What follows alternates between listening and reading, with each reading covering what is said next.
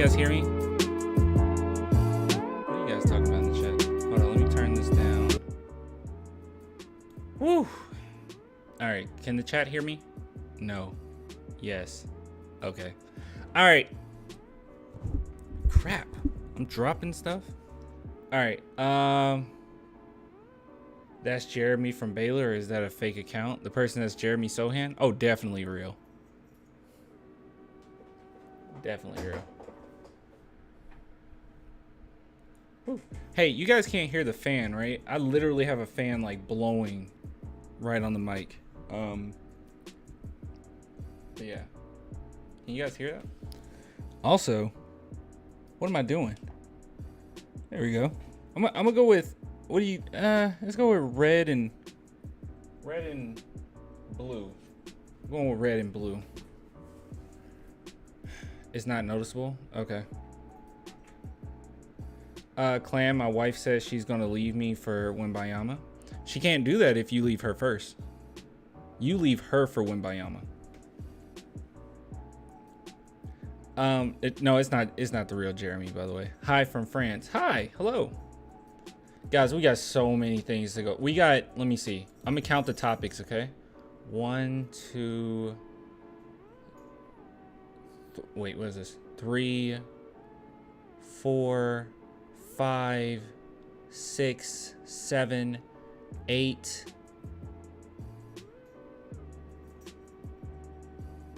Is that it?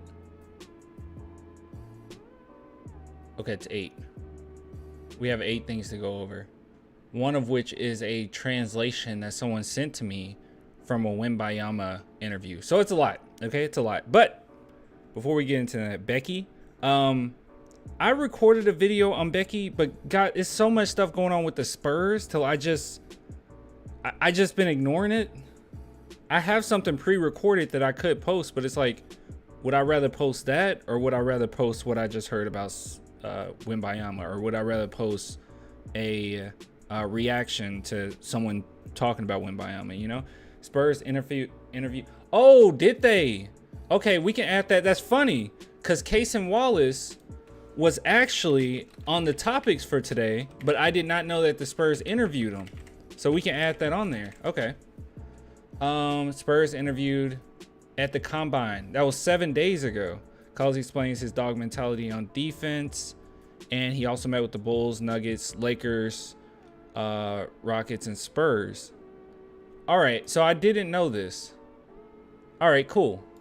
We can add that on. Pretty sure that was going to be the first thing we talked about anyway. Oh no, it wasn't. It's the second thing we were going to talk about. But yeah, all right. So before we get into any of that, how you guys doing? How everybody doing today? Everybody doing all right? Got quite a few things to go through. And by the way, if you don't want to watch the whole stream, because I don't know how long this is going to go, I'll be completely honest with you. I'm cutting it all up in segments. Like, I'm recording it separately, and I'll post it over the course of the week. I have so many. It just became overwhelming at this point. It was just too many. Doing good? You? Yeah, I'm doing good. Everything's doing pretty well. Yeah, everything's going pretty well. Personal life, the freaking channel's doing well too. But yeah, everything's going well. It's just so much. It's just so much. It was so much to get through. And that was the main thing. It was just too much to get through, to the point where it's like I could sit down and record each one of these individually and all of that, or I could just say screw it, talk to the chat while we go over all these things. Because at this point, guys, I have like 9 or 10 other videos pre-recorded right now that I don't even know if I'm going to end up posting, like 4 of them. Because by the time it's time to post those, it's probably going to be irrelevant. So I don't know. It's a lot. I remember you used to do videos outside. Yeah, I used to use my phone. Those days are over. Post. Okay, I might. I only got one person saying they're doing okay. Is everyone doing okay? Everybody all right? Still can't believe we got Wimby. Yeah, same. Any chance Keldon get traded? Yes, but that's we can talk about that later. Welfare check. Yeah, welfare check. Yeah, I'm doing good. I can't complain. Okay. Just hungry? Well, go eat something. Doing good, Clan. Scared about my wife leaving. Leave her for Wimby. Don't let her leave you for Wimby. Also, did anyone see the PlayStation showcase? Oh my god, dude. Got cat hair on my mic. Did anyone see it? I wasn't crazy about a big chunk of them. It was like, okay, there's a Splatoon. There's Splatoon copycat. And I'm like, Impeccable said, rest in peace, my cat died. I'm not sure if that's true. I'm very sorry. Spider-Man 2. Yeah, it really came down to Spider-Man 2. How the shirts doing? They're doing okay. I'm a little backed up with the orders, which that's actually nothing new, especially when I do everything third party right now. So I'm a little backed up, but it's going well. The new you guys probably haven't seen it. Hold on. And by the way, with each segment, I probably need to bring this up. Yeah, this one. Just posted this one. And it's going okay. Yeah, it's going all right. So, it's me for the translation. Sorry if it's not perfect. Oh, that's you? Okay, thank you. Your name on your name on Twitter is Vaber, right? Vapor or let's see. Vader. It's Vader. Yeah. Thank you. Yeah, we'll get to it. Hey man, never caught your live, but being born and raised in San Antonio, love seeing you things on things on the Spurs, and it's amazing. Thank you. See, I end up making. I won't talk about this too much because we can just dive into everything because there's a lot to go over. I actually made this channel for that reason, that there wasn't a lot of Spurs content at all on YouTube. Well, actually, okay, let me backtrack. I actually made an Instagram account a long time ago. It was in high school when I made it. It was before they were even putting videos on Instagram. And I think it might have been 9th grade. It might have been middle school. I'm not sure. But I made it because there weren't any like Spurs fan pages really out there. There wasn't much Spurs media at all. I think DC Tree was probably the only one on YouTube at the time talking about the Spurs. I'm not sure. TSR might have as well. But I didn't know about TSR's channel. So yeah, just over time, I was like, dude, I love having those spaces where you can just talk to Spurs fans. And I just wanted to make a platform where I do that. And then when I do something and like I really enjoy it, I go like 120%. So that's why you see like 2 videos every day. There's just so much to talk about. Waiting for I'll get with you guys later merch. What I say at the end? Love the content, Clan. I'm a Spurs fan in Australia, so we don't get much Spurs content here. Yeah. Believe it or not, a lot of Spurs content, even in America, kind of sucks, honestly. I mean, mainstream media doesn't do anything for us, obviously. And then even like the local, I know people say, oh, well, the local stuff is good, but I watched it, and I don't know, it's kind of boring to me. And some churros and big San Antonio women merch like the good old days. I do have big old women merch. Hold on. You go down here and you hit view all products. Oh, go to next. Where is it? Here it is. See? Yeah. Big old women in San Antonio.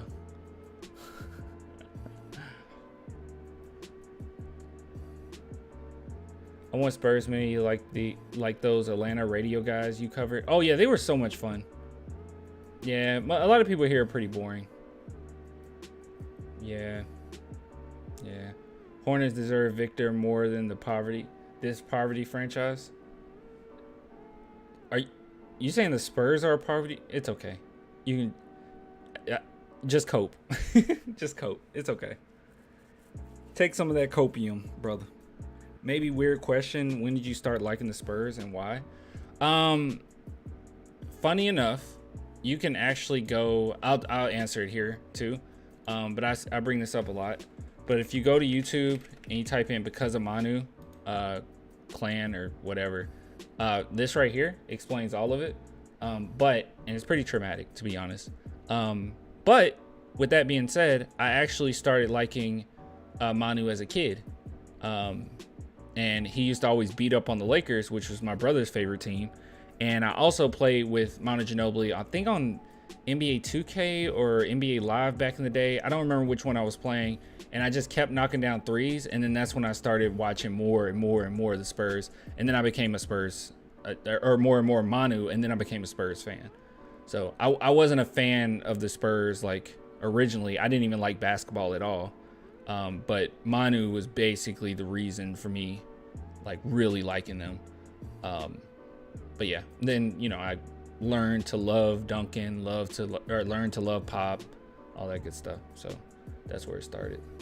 That's why I don't get mad when people are like, oh, we're going to have all these bandwagon fans now that just want to follow Wemby. It's like, well, sometimes you just have a favorite player and then you gradually, you know, get into that. I like the Spurs since 98 because of the Fiesta Court. Yeah. All right. I'm going to ask you guys, you ready to get into some topics? You guys ready to get into some topics? And by the way, just letting you guys know. Let's go. Okay. All right. All right. Okay. Let's get it. Okay. All right. We're about to do this. First topic. Okay. And by the way, you guys are on YouTube. Okay. So you're on YouTube. All right.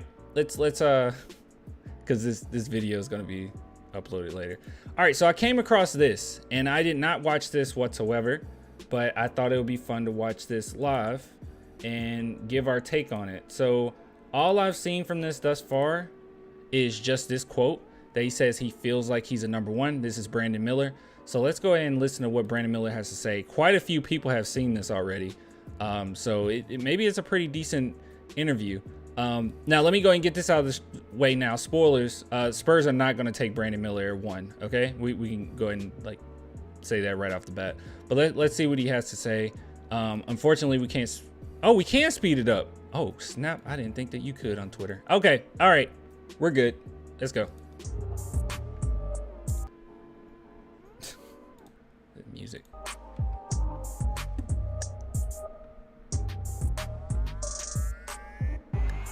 Okay. All right. So over the course of the season, obviously you've emerged as a guy that's going to be competing for top 2, top 3 draft positioning.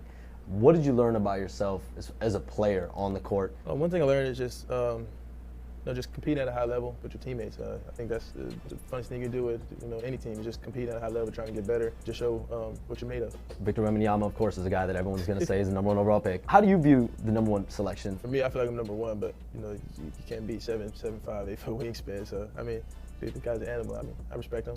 I just trying right now. I'm just taking it day by day with my family. Just slow. I feel like when we get to that night, it's probably gonna be really exciting and emotional. I don't buy it. He said, I feel like I'm #1. I don't buy it. You don't say, I feel like I'm #1, but when Bayama's 7'5", 8-foot wings, but nah, you don't really, you don't really think that you're #1. Like I bought Scoot, it wasn't the other day, it was a few months ago. And he said, he was like, I'm #1. And it wasn't no, but Wemby. No, it was none of that. He was just like, I'm #1. Yeah, nah. Someone said, did he learn to not bring his friend a gun for murder? Okay, so from what we know thus far, we're gonna keep going with this. What we know so far is that he had nothing to do with, like he had no idea that a gun was in the car. At least that's what's being said, right? It wasn't in the guy's coat pocket or something. Also, he was already on his way to go pick them up from that club. He didn't even want to go there. He was like, it's too many people here. But he was going to pick up them. And also keep in mind that it wasn't just a friend. I think that added context, the fact that it was a teammate, is something else as well to keep into to keep track of, okay? Because it's one thing when it's like, oh, it's just your buddies or something like that. Like you look at Ja, and it's not just the fact that he's like acting stupid like with his teammates, the guys that he's on the court with, that's still related to like basketball, you got to build that relationship off the court. He's hanging out with like randos where people are like, who are these people? Who are you trying to impress here? Who are these people? So I don't know. I just think that context should be there. So Brandon Miller didn't know about the gun. He didn't even go to the club with them. It's just, I don't know. It's a lot there, and he's obviously not in trouble, and the other two are. So I don't think he had much to do with it. So A lot of hugs, a lot of handshakes. So I think that's all we can ask for now. When you think about role models at the NBA level, who are the guys that you studied as you were growing up and playing basketball, and who are the guys you now feel like you model your game Paul George. He's going to say Paul George. after? Well, I kind of studied Paul George. Just with my own twist to it. I kind of still majority of his moves. Pretty obvious. Kind of twist to it. Watch him play. And just perfected it. I like more of the Indiana Pacers PG, 360 windmill PG. So. Current PG, he's nice, but I think the prime PG was Indiana Pacers PG. One part of my game that I model mostly is I take pride in the defensive side. Your game's not gonna always go good on offense. It's just how you can impact the game on any side of the ball, which is defense. It's all about making the small plays like diving on the floor, taking the charges, getting rebounds. I just started taking charges when I got to college. So I feel like giving my body up can go real far. So in high school, is that you trying to preserve? You knew I'm gonna save it for the pros. I've never taken a charge in high school. I don't have one on my resume to this day. I usually just block everybody's shot in high school. So I never thought about taking a charge. He sounds like Lonnie Walker when he talks, but yeah, I don't know. What was your first charge attempt experience like? It was actually bad. I got dunked on, but it was a charge. But You got the call. I got the call. It happens. It was in practice. I'm not gonna tell you who dunked on me though. What about in the game? I think it was Ole Miss game. I think it was coming down on a break. Kind of tried to do a crossover, kind of slid in front of him, took a charge. What do you think your biggest goal at the NBA level is going to be? Being a vocal leader. I think I started being a vocal leader this past year during my college year. I think I've always led with my actions in high school.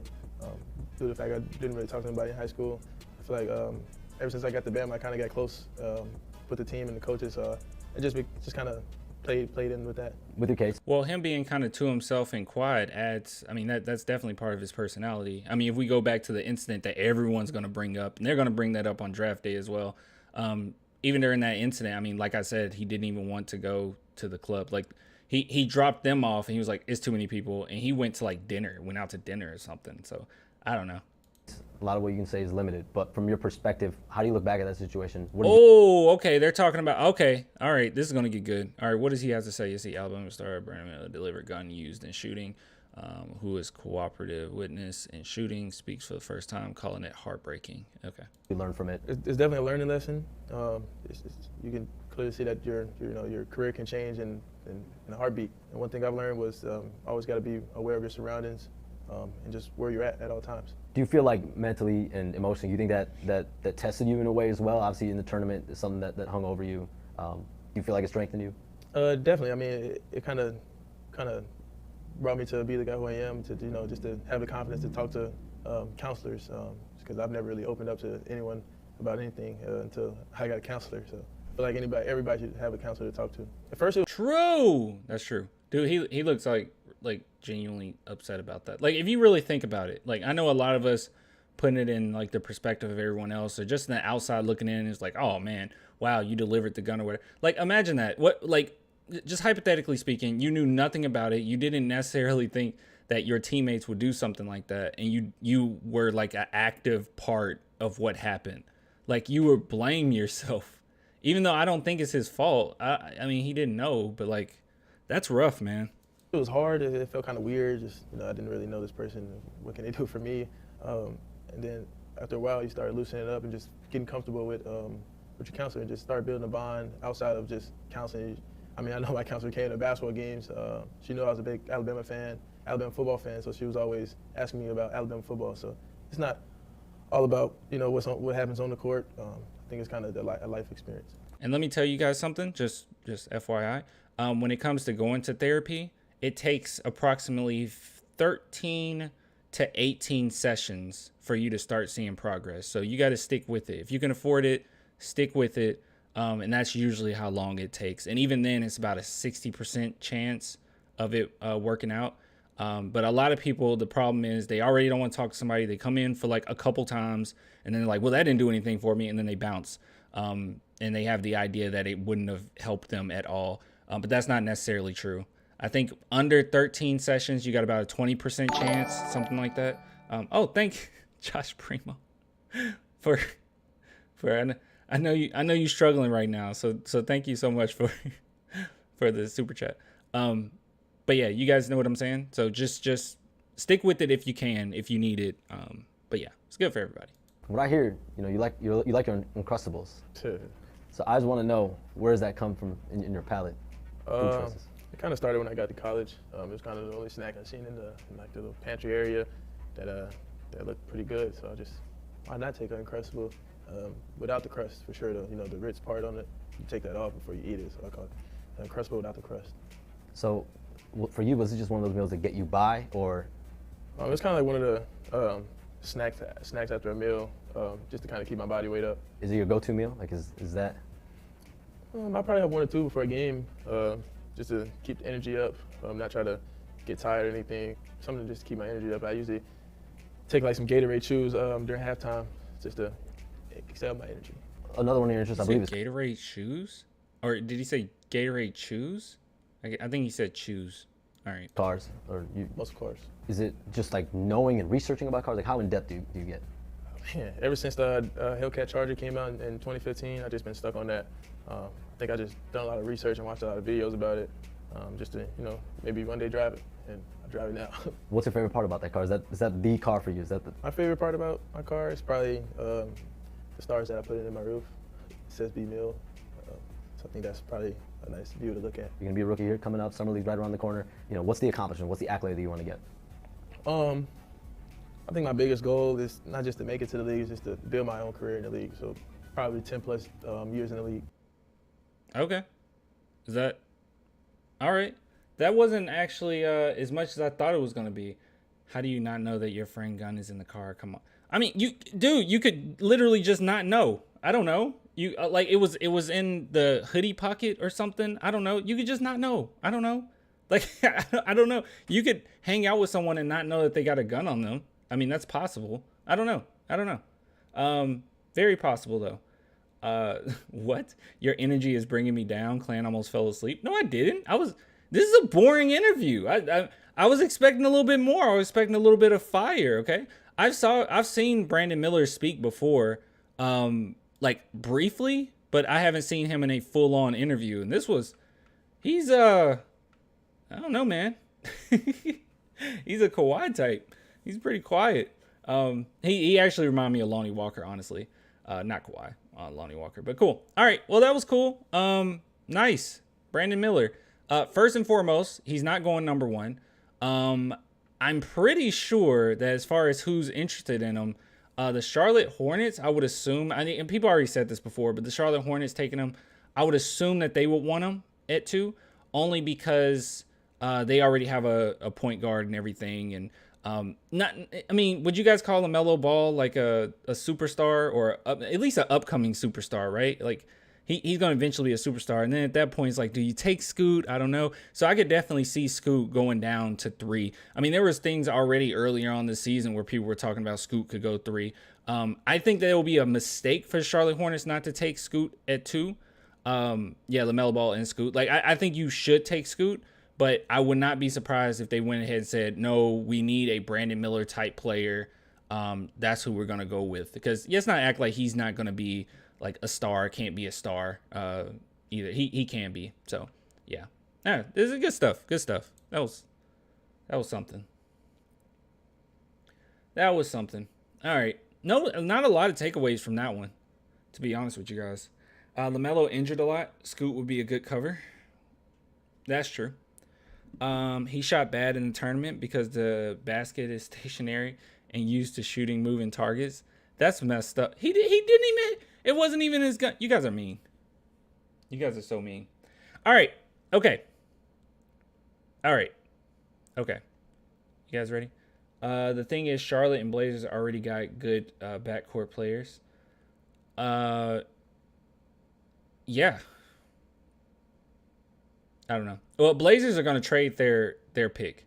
We'll get to that in a minute. Actually, if you guys want to get to that now, we could. I kind of wanted to go one by one, though. What is this one? Let's get rid of this.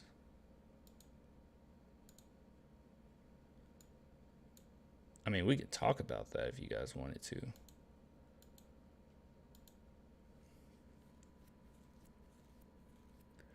Are the Spurs getting a point guard? You know what? Screw it. We're going to dive into it. I'm just going to go in order. All right. Yeah, you're right. Just going whatever I plan. You're right. All right. Okay.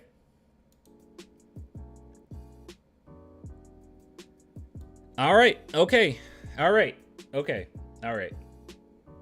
Okay. So the question is, do the San Antonio Spurs need a point guard? I saw that in the chat. So let's just go ahead and dive into it. Cason Wallace. Okay. So apparently, and thank you guys for actually telling me this. I did not know this. So Cason Wallace was interviewed by the San Antonio Spurs already, and I was not aware of this. I was going to talk about him anyways, because there's been so many different people bringing him up.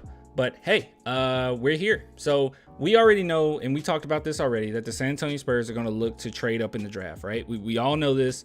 I think it's inevitable that they're going to attempt to do this. There's no reason not to do it. It's not like if you look at our future picks that we really need to hold on to them. You get that many picks so you can do things like this. We have so many first round picks in the next few years. I mean, I think it's about 7 in the next 3. It's absolutely ridiculous how many picks we have for the future. So you can definitely use all of those and move up in the draft. Now, the question is, would they go after, or who would they go after? Who would be a good pick, or who would be a good fit next to Wembanyama, who's inevitably going to San Antonio? Don't let anybody convince you otherwise. But Cason Wallace is one that comes up quite a bit. Now, if you're wondering what type of player he is, definition of a two-way, and some people call him a baby Kawhi. So this is what Barlow has to say on Twitter. He says, quiet, not flashy, defensive ace with great hands, loves the mid-range pull-up, 59% field goal percentage on pull-ups inside of 17 feet, and knows how to get to his spots. If Spurs can somehow trade back into the lottery, Cason would be ideal. Yeah, he's absolutely phenomenal. I cannot imagine. You would have, excuse me, you would have Jeremy Sohan, who can guard 1 through 5. You would have Wembanyama, who can guard 3 through 5. And he can hold his own against guards here and there. Okay, he can't guard a guard necessarily, but he can hold his own. And then you will have this kid, Cason Wallace, who can literally guard 1 through 3. Like you would have everything covered. Okay, we would have more defenders than most teams have. Like, it would be sick if you could do this. But he's a very smart player. The way that he guards, it reminds me a lot of Derek White. He's like Derek White but stronger, because he has a very strong upper chest, and he can square up with you really well. I just absolutely love him. But yeah, so let me see here. Let's look at his stats, because I know people usually care about that. All right, so at Kentucky, he had 11.7 points per game, 3.7 rebounds, 4.3 assists, 44.6 field goal percentage. Another thing too, keep in mind, he can at times he can light it up pretty well beyond the arc too. So one thing that I brought up was, if the Spurs are looking for a point guard and they don't necessarily want to give up too much to move up or move back in the draft, however you want to say that, they don't have to give. I wouldn't think they would have to give up too much for Cason Wallace, opposed to maybe for Anthony Black, because a lot of drafts right now that I've seen, mock drafts, have Cason Wallace going after Anthony Black, and I just did not think about Cason Wallace much when I was thinking about who the Spurs could trade up for. But he would be a big upgrade, I think, from Anthony Black, because I just like the fact that he can shoot outside shots fairly well, because Anthony Black is pretty rough in that area. No, Anthony Black is great. Like, don't get me wrong, he is great. I really like him. But Cason Wallace is also a player that I think you wouldn't have to give up too much. I've been seeing him land anywhere between like 11 or 12. And Anthony Black, I've seen him land anywhere between like 8, 9, and 10. So maybe you wouldn't have to give up as much, possibly, if you wanted to go ahead and trade for Cason Wallace. But overall, you can see here that every now and then he puts up like crazy stat line with steals. He's a very, very tenacious defender, that is. and he got that dog in him. When people say, oh, this player got a dog, he got that dog in him. I know that they have him listed as 6'4" here. I've seen quite a few things have him at 6'3", but I believe the official combine has him listed at 6'4". So that's good. That's good. That is a big difference. I know it doesn't seem like a big difference, but you know, an inch is a big difference in the NBA. So yeah, I would definitely take him. I understand why everyone's high on him. And I think that this is a really good pickup if they elected to do that. If trying to go back into like the trying to get that pick from the Portland Trailblazers is too much, this is another option you have. Or if they're asking way too much for you to try to trade up for Anthony Black or trade back for Anthony Black, however you say it, then this is a really great option. And I think that he fits even better than Anthony Black, because right now if you look at our backcourt and you look at our guards, that's kind of an issue we have right now. I was assuming Joshua, and I think a few other people did too, I was assuming that Joshua Primo would be that Josh Primo would be the guy that comes in and he can just put up points. And unfortunately, right now, that's kind of an issue that we have, because Trey Jones, while he is a good point guard and he holds things down, holds it together, nice glue guy and everything like that, he just can't shoot. And I know a lot of people got angry, like with me at the beginning of the season, where I was like, getting Trey Jones or having Trey Jones, I wouldn't mind if he wasn't there or we put him on the bench, because of that. He can't shoot. Like he's a really good player and he can facilitate fairly well and he doesn't turn the ball over a lot, and those things are great. All those things are great, but he can't shoot. And that's a huge issue. He got to be able to shoot. And if he can't do that, then hey, we're kind of just stuck in a pickle there, But yeah, let's see. E-Rich says he's 6'2.5" without shoes, 6'4" with shoes. Well, with shoes, that's all that I really care about. But yeah, okay. A 3-and-D point guard, let's do it. Yeah, definitely 3-and-D. Let's see. And he can create his own shot as well a little bit. He's a very patient player, by the way, but he fits with us perfectly. Like if you're thinking about a player that fits with us, it is Casey Wallace. He would fit with us perfectly. He's what we need. We need another point guard. He can shoot. He'll defend. He'll fit in just well with, or really well with, Jeremy Sohan and Victor Wembanyama. I mean, we would just be stuffing you at the rim. Like it is like nothing you can do. I mean, it would just be so tough with this team. I mean, it would be very similar to when we had Duncan, Danny, and Kawhi. Like those three together, we were pretty nasty at times. So I think it'll be pretty similar to that. I mean, obviously completely different players or whatever, but you know what I'm saying. Just the presence on defense is pretty nasty. But dude, everyone keeps bringing up Zach Edey to me. I don't like Zach Edey. I talked about Zach Edey before. I'm not crazy about Zach Edey. If you're talking about taking him in the second round, that's fine. But dude, if we could land like or Terquavian Smith in the second round, I would take that over Zach Edey. I mean, right now we have some big men that like we're pretty set right now, right? I'm excited to see what Bassey does next season. Yeah, that's what I'm saying. We have Bassey. We're already building. We're building up some guys. Like I just don't see the point in getting Zach Edey.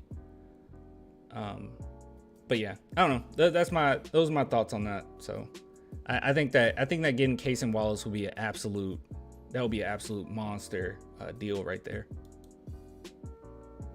But yeah, makes sense. All right, you guys just naming people now. Blake Wesley can take over point guard. I got a hot take. I think Blake Wesley is a project. That's my hot take. I think you're gonna have to wait and see on him. It's gonna take a while to wait and see on Blake Wesley. That's my take on it. That's not hot? Oh, okay. Well, I thought it was. I mean, people were absolutely destroying me when I said that he was a project player. A project? Yeah, almost like a like he's very raw, like Luka Samanic. He's very raw, got some I mean, obviously athletic, got a lot of tools in his toolbox, but can it all come together? We don't know. That's kind of up in the air, Like, if you got certain players that come into the NBA, you know, okay, they're going to be effective in this area. They're going to be effective in that area. Blake Wesley isn't really like that. Like, I don't know. You just don't know. It has to all come together, you know? It's just not there. Like, even Malachi Branham, while I know he doesn't have, like, the physical ability of Blake Wesley, he's way better now. Like, right now. Like, he has go-to move. You know what he can be. You can clearly see what he'll become in the NBA. Blake Wesley, I feel like his, and this is really good, by the way, I feel like his floor is DeJounte Murray. Like, that's like, well, actually, I don't even know if I'll go that far and say that's his floor. I'm not sure. Oh my God, Romeo Langford. Romeo Langford.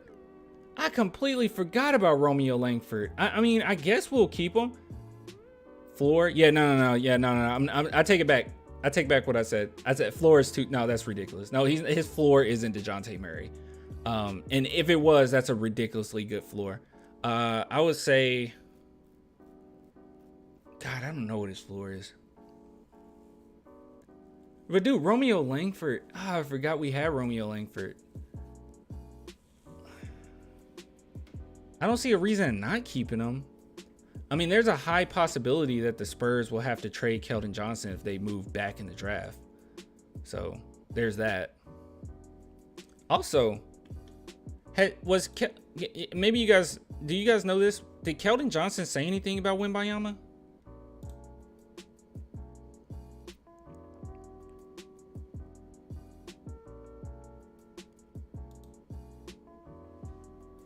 Let's see.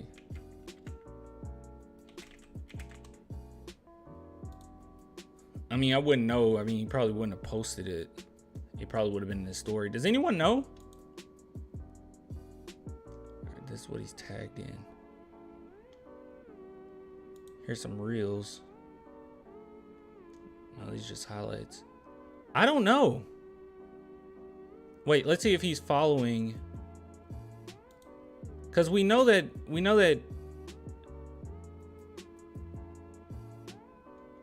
oh look, he's following Carolina.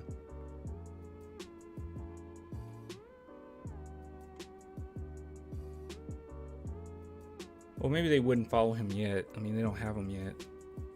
I don't know. I just don't think Keldon Johnson said anything, did he? You know, Jeremy did. No. Yeah. Jeremy definitely did. Devin Vassell did. I mean, shoot, even DeJounte did. I don't know. By the way, I got a super chat. Oh, thank you. Thank you, Jay. He says, "Stay up, clan. Keep up the content, my guy." Thank you. I don't think it popped up on the screen. Oh, there it is. There it is. Thanks, man. Danny Green did. Oh, actually, that's part of another video we're gonna go over. But hey, there's other ways to support too. If you guys want to support, clanthemerchfan.com. Link in the description. clanthemerchfan.com. Link in the description. By the way, be very patient with your boy, because like I said, I get these I get the prints third party, and then I make the shirts from home. So it's a whole process. So you got to give me some time after the order to get it out. But I promise you will get a tracking number. You'll get everything. So you just got to be patient. You'll eventually get all that. Sugar ball. Thanks for subscribing. Okay. All right, guys. Enough nonsense. Okay. Let's delete these. There's no reason having them up because we're done with those. All right. Here's the next one I have. All right. You guys ready? Oh my gosh. Oh my gosh. It literally, I'm looking at the chat and literally someone said Kevin Garnett talked about Wemby earlier. Yep, that was actually the next thing we were going over, is Kevin Garnett talking about Wembanyama. So this is a pretty short video, thank God. Let's listen to what he has to say. He actually had the talk with Tony Allen. Will I have to speed this up? I'm not 100% sure. Kevin Garnett usually speaks pretty fast. All right, let's see what he has to say. I haven't seen any of this, once again, live reaction. But yeah, I'm sure it's pretty positive. But wait, actually, by the way, let me go ahead and say this. I don't take Kevin Garnett too seriously. I'm just gonna be honest, not too seriously. Like, I do like his stories about him and Tim Duncan or whatever. But when it comes to like projects, or not projects, I'm sorry, prospects, I don't take him serious at all. You guys remember when he said Thonmaker would be an MVP, like an NBA MVP? His takes are pretty bad. I mean, his takes can be his takes can be really bad. So I don't really take him too seriously with prospects. Certain guys you can listen to. Kevin Garnett is just not. He's just not one of them, bro. He gets a little too excited. Yeah, he said that. He was working out with Thonmaker and he was telling everybody he's gonna be an MVP one day. Like, it was bad. It was pretty bad. And as we know, Thonmaker was nowhere near. Not even close. Not even close. Not even close. Also, what's his real age? Okay, we'll get into this 1 minute. Hold on. What's Thonmaker's real age? Because wasn't that a thing? Like, people didn't know how old he actually was? See, this might not even be accurate. The 1997, 20, he might be older than this. Yeah, it was like a whole thing going into the draft. They didn't know how old he was. Like, he said he was 19, but really they thought maybe he was in his mid-20s at the time, or like early 20s. And that's pretty bad because that means that he would have already like been close to his ceiling. Bad stuff. He's 50 years old. Yeah, he's probably like elderly. All right, okay, just listen. Shut up, everybody. Shut up. Shh. Shut up. The Spurs are the sneakiest. They snuck. Listen, Pops, he slid out, you know what I mean? Got out, he chili sauced out of there, right? Yeah. And boom. When they got the #1 pick, actually I thought Wimignana, if I messed his whole name, I apologize. Victor, I'm gonna call his ass Victor, right? The new alphabet man. Right. Bro, I thought he was going to Charlotte. And then Charlotte got down to 2. I was like, oh shit, what? It surprised you. Weren't you shocked that the Spurs got the #1 pick? I definitely was surprised. But you look at, the Spurs' history in drafting those #1 picks, man. Yeah. I think that's a good landing spot for them. I think they're gonna teach them the great part about professionalism. Mm-hmm. They're gonna teach them good nutrition. I think they're gonna teach them insight of longevity. I think all that coach over there does is they just groom pros, like good pros. And I love Tony Allen, by the way. I just want to say that. I know that's random. I just really love Tony Allen. So, yeah. could no other place he probably want to be in his first year. You know what I mean? You don't want to go nowhere, city too big, you get used to the nightlife. Right. You don't want to go nowhere, you want to go somewhere where it's all about basketball. Yeah. And I think with those championship banners that's in there, it give him a good ceiling to reach. You know what I mean? Yeah, he's gonna be inspired. Timmy's in the area, he can pull up. Yeah. Pop is around. The Spurs coach is one of them coaches that, when you talk Celtics, when we always talk about, Lakers, when we talk about, players, older players, the Rockets got a great coach, the Bulls got a great coach, but older players coming back. The Spurs, you don't really hear too much about their culture. No. But they have a very, very, very deep winning culture and its habits. And it's similar to how Pat Riley kind of grooms you when you come to Miami. Pat Riley grooms you a certain way to be able to live and play in Miami. Would you agree with that? I agree, right. I agree. And you know right away what you can and can't do in Miami, blah, blah, blah, right? And that's why players are successful when they go down there, they play hard, they have a culture. Spurs are no different, man. And it's the people around you too, it's the influences. Like the type of people that the Spurs draft or the type of guys that Spurs draft, that's why the Spurs can manage to have like one player on their roster that might be a little like weird, or that might be a little bit outside of the ordinary. I mean, Steven Jackson, DeJounte Murray, like guys like that. Sometimes they're a little different, but that's perfectly fine. You're surrounded around a culture that cultivates winning and cultivates maturity, and you have really great people around you at all times. So I don't know. I think that's pretty great. I mean, even if you want to go as far as Jeremy Sohan, I mean, he's pretty out of the ordinary as far as Spurs fans. He's an absolute menace, absolute destruction. But yeah, he's not an ordinary Spur necessarily. By the way, people think Tim Duncan was a nice guy. Tim Duncan was mean. Tim Duncan was really mean. Okay, he wasn't a nice guy, especially on the court. He was not a nice guy, bro. I don't know.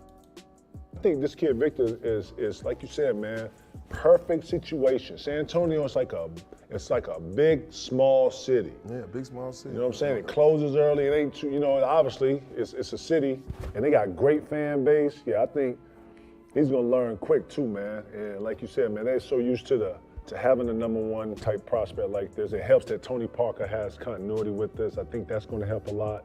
Ooh, He has a lot to be able to give to him in the city. And then too, watch, I see TP playing a big part in all this. Let it start getting weird and you know, because you got to go through some, you know, some battles and ups and downs and peaks and valleys. You're going to start seeing that brotherhood step in and that big brother coming in, you know, keeping them motivated and then just telling them, hey, you know what I'm saying? Like, you're going to see some of that continuity come in and help him with that. But yeah, what's impressive about his game though, he's versatile, bro. He could put it on the floor. Bro, he's like do you start him at the point? Where you put him at? Where you put him at? That was my question. I'm like, man, are you gonna position him at the 3, the 4, or the 5? It is ridiculous. Look at this. Shooting off of 1 foot is absolutely ridiculous. That's ridiculous. Come on, bro. That's the question. That's the new question. You know, normally when those 7-foot guys come in, you automatically put them at the center spot. I don't know if he can. No, you're probably going to put him at the 3. That's what I'm thinking. I think you put him at the 3. He can run 3 through 5 in like modern NBA, obviously, but like I think they're going to put him at the 3 eventually. Guard, because you got to turn around, you got to guard now. Can you guard a 3? He long as shit. Like, God. What's the point of the beeping? You can still hear it. Damn. Like, Lord, switching everything. You really got to guard that much.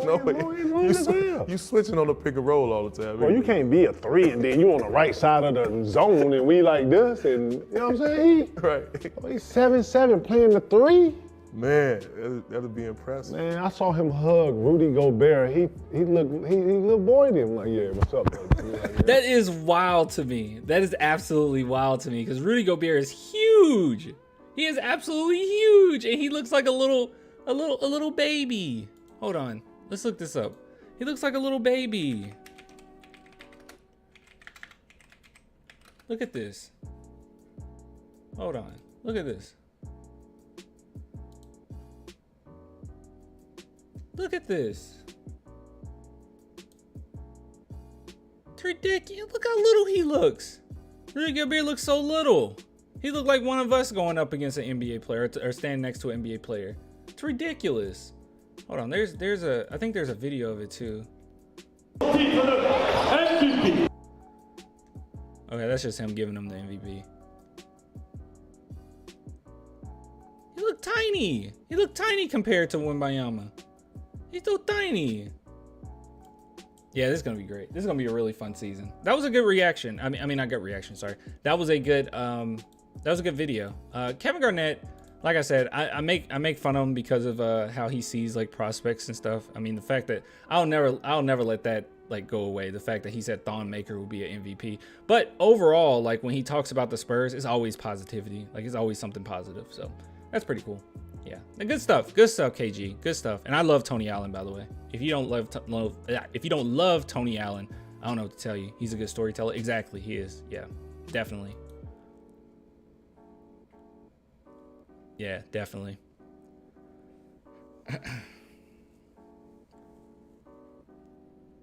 What? Oh no, there's something I missed, dude. I got like 7 more topics to go over. What do you mean, Rashad? Who? Oh God. Who is this? Oh, okay. No. We are going over that. Yes. Yeah, we are going over that. Okay. You're talking about the guy who talked to Gilbert Arenas, right? This? Yeah, him? Rashad? Yeah. Sorry. Okay. Whew, I thought I missed something. I'm like, God, dude, I got so many things. I did not know I missed that. How you doing, Joshua Primo? Hey, Clan, have you seen that Scoot said he wants to come to the Spurs? Yes. Guys, wait till the end of the stream to tell me anything, because I guarantee you, I'm going through all of it. Also, if you don't catch this whole stream, I said this before, don't worry, I'm gonna post this separately anyways. So all the clips will be posted separately because some people just don't catch it or don't care to sit through a stream and jump around and see what we're talking about at the moment and all that good stuff.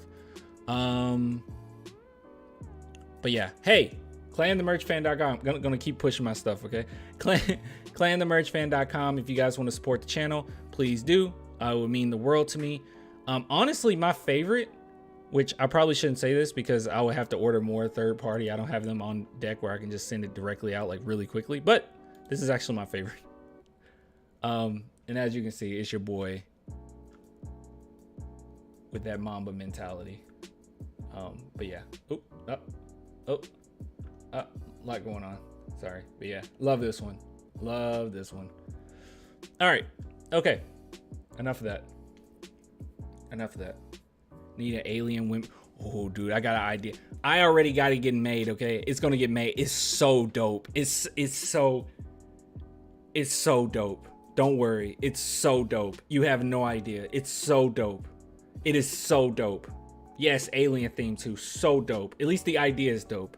Just give me some time. It usually takes a week or two. Just, I'm so proud of it. It's when we flying you. It's so dope. It's so dope. I was also thinking of Wendy's, but do Wimbies? I don't know. I know that's stupid. All right. Okay. All right. Good job, KG. All right. What's the next topic here? What we got next? All right. Next we have. Hold on. Yeah, dude. Definitely.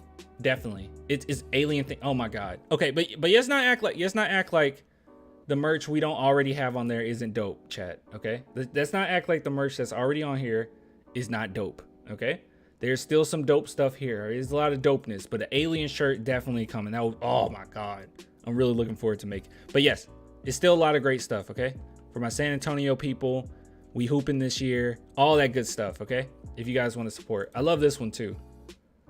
Look at this. The beautiful game. You know what happened on this date? June 15, 2014. You guys remember? You don't remember. You don't remember. Said what I missed. You missed a lot. All right, let's dive into it. Next topic is this. Your boy Danny Green had something to say about the San Antonio Spurs. Now, I'm going to be completely honest, and I don't mean to be a jerk, okay? I'm really trying to be nice. But I have no idea who sent this to me. I get so many, and I truly do appreciate it. I just don't remember every single thing that I've been getting because I've been getting so much stuff over and over and over, which is great. Keep them coming. Keep sending me stuff. Keep sending me DMs. Even if you're the 7th, 8th, 10th, 12th, 20th person that sent it to me, totally fine. We're going to get to it. But yeah, but someone told me to start it at the 13th minute mark, I believe. And that's what we're gonna do. So I guess that's when they start talking about Wimby. Unfortunately, they don't have like any timestamps on this, but someone told me to start it around 13. So that's what I'm gonna do. All right, so let's listen to what Danny Green has to say about Wembanyama to the San Antonio Spurs. We got that turned up. All right, cool. Said he's great at what he did. And not just Anthony Davis, no matter who's guarding him. And Anthony Davis has been the best defensive player in the postseason thus far. And for him to score on him like he has, it shows how great he is. Okay, they were talking about the Final Four of the NBA at the moment in the Western Conference. Eastern Conference? Eastern and Western, whatever. He is. But tonight I was just watching. I felt like, guys, we got to get flopping out the game, man. There was too much going back and forth with the flopping, guys trying to, bait calls.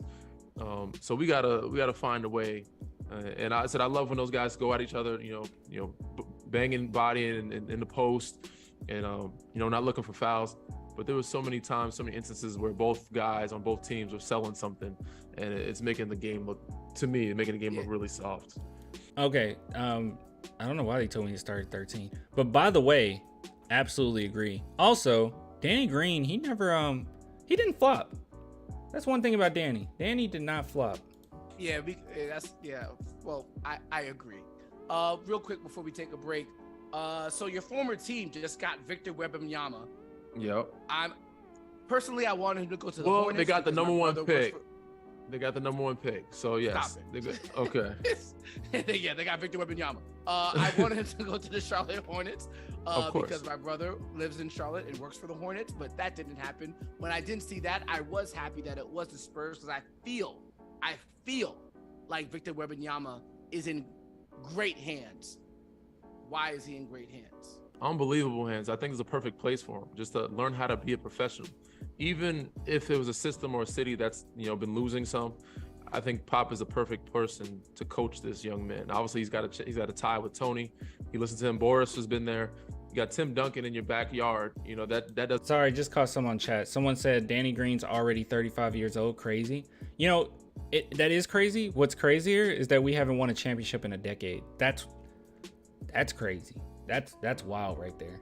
And then if you think of it in that context, yeah, it makes sense because he was like in his prime during 2013 finals. So doesn't hurt. David Robinson, all these greats that are there. I know Timmy's not a big fan of coaching, but I know he will be around to help player development and teaching certain guys. But Pop, he's a military disciplined guy. He's not gonna let you be loose. I know he may think, or the stigma is that French players come over too cool or think they're the greatest. I think he did an amazing job with Tony. Why not do it this big? And also Timmy. So I think he'll find a way to humble him a little bit at the same time. I didn't even know that was that's a stigma? I had no idea that was a thing. Is that a thing with French players? I mean, I know Tony Parker obviously thought he was the stuff, but like, that's normal. Did Boris Diaw? Yes? Really? Who else? Batum? Oh, just like French people in general?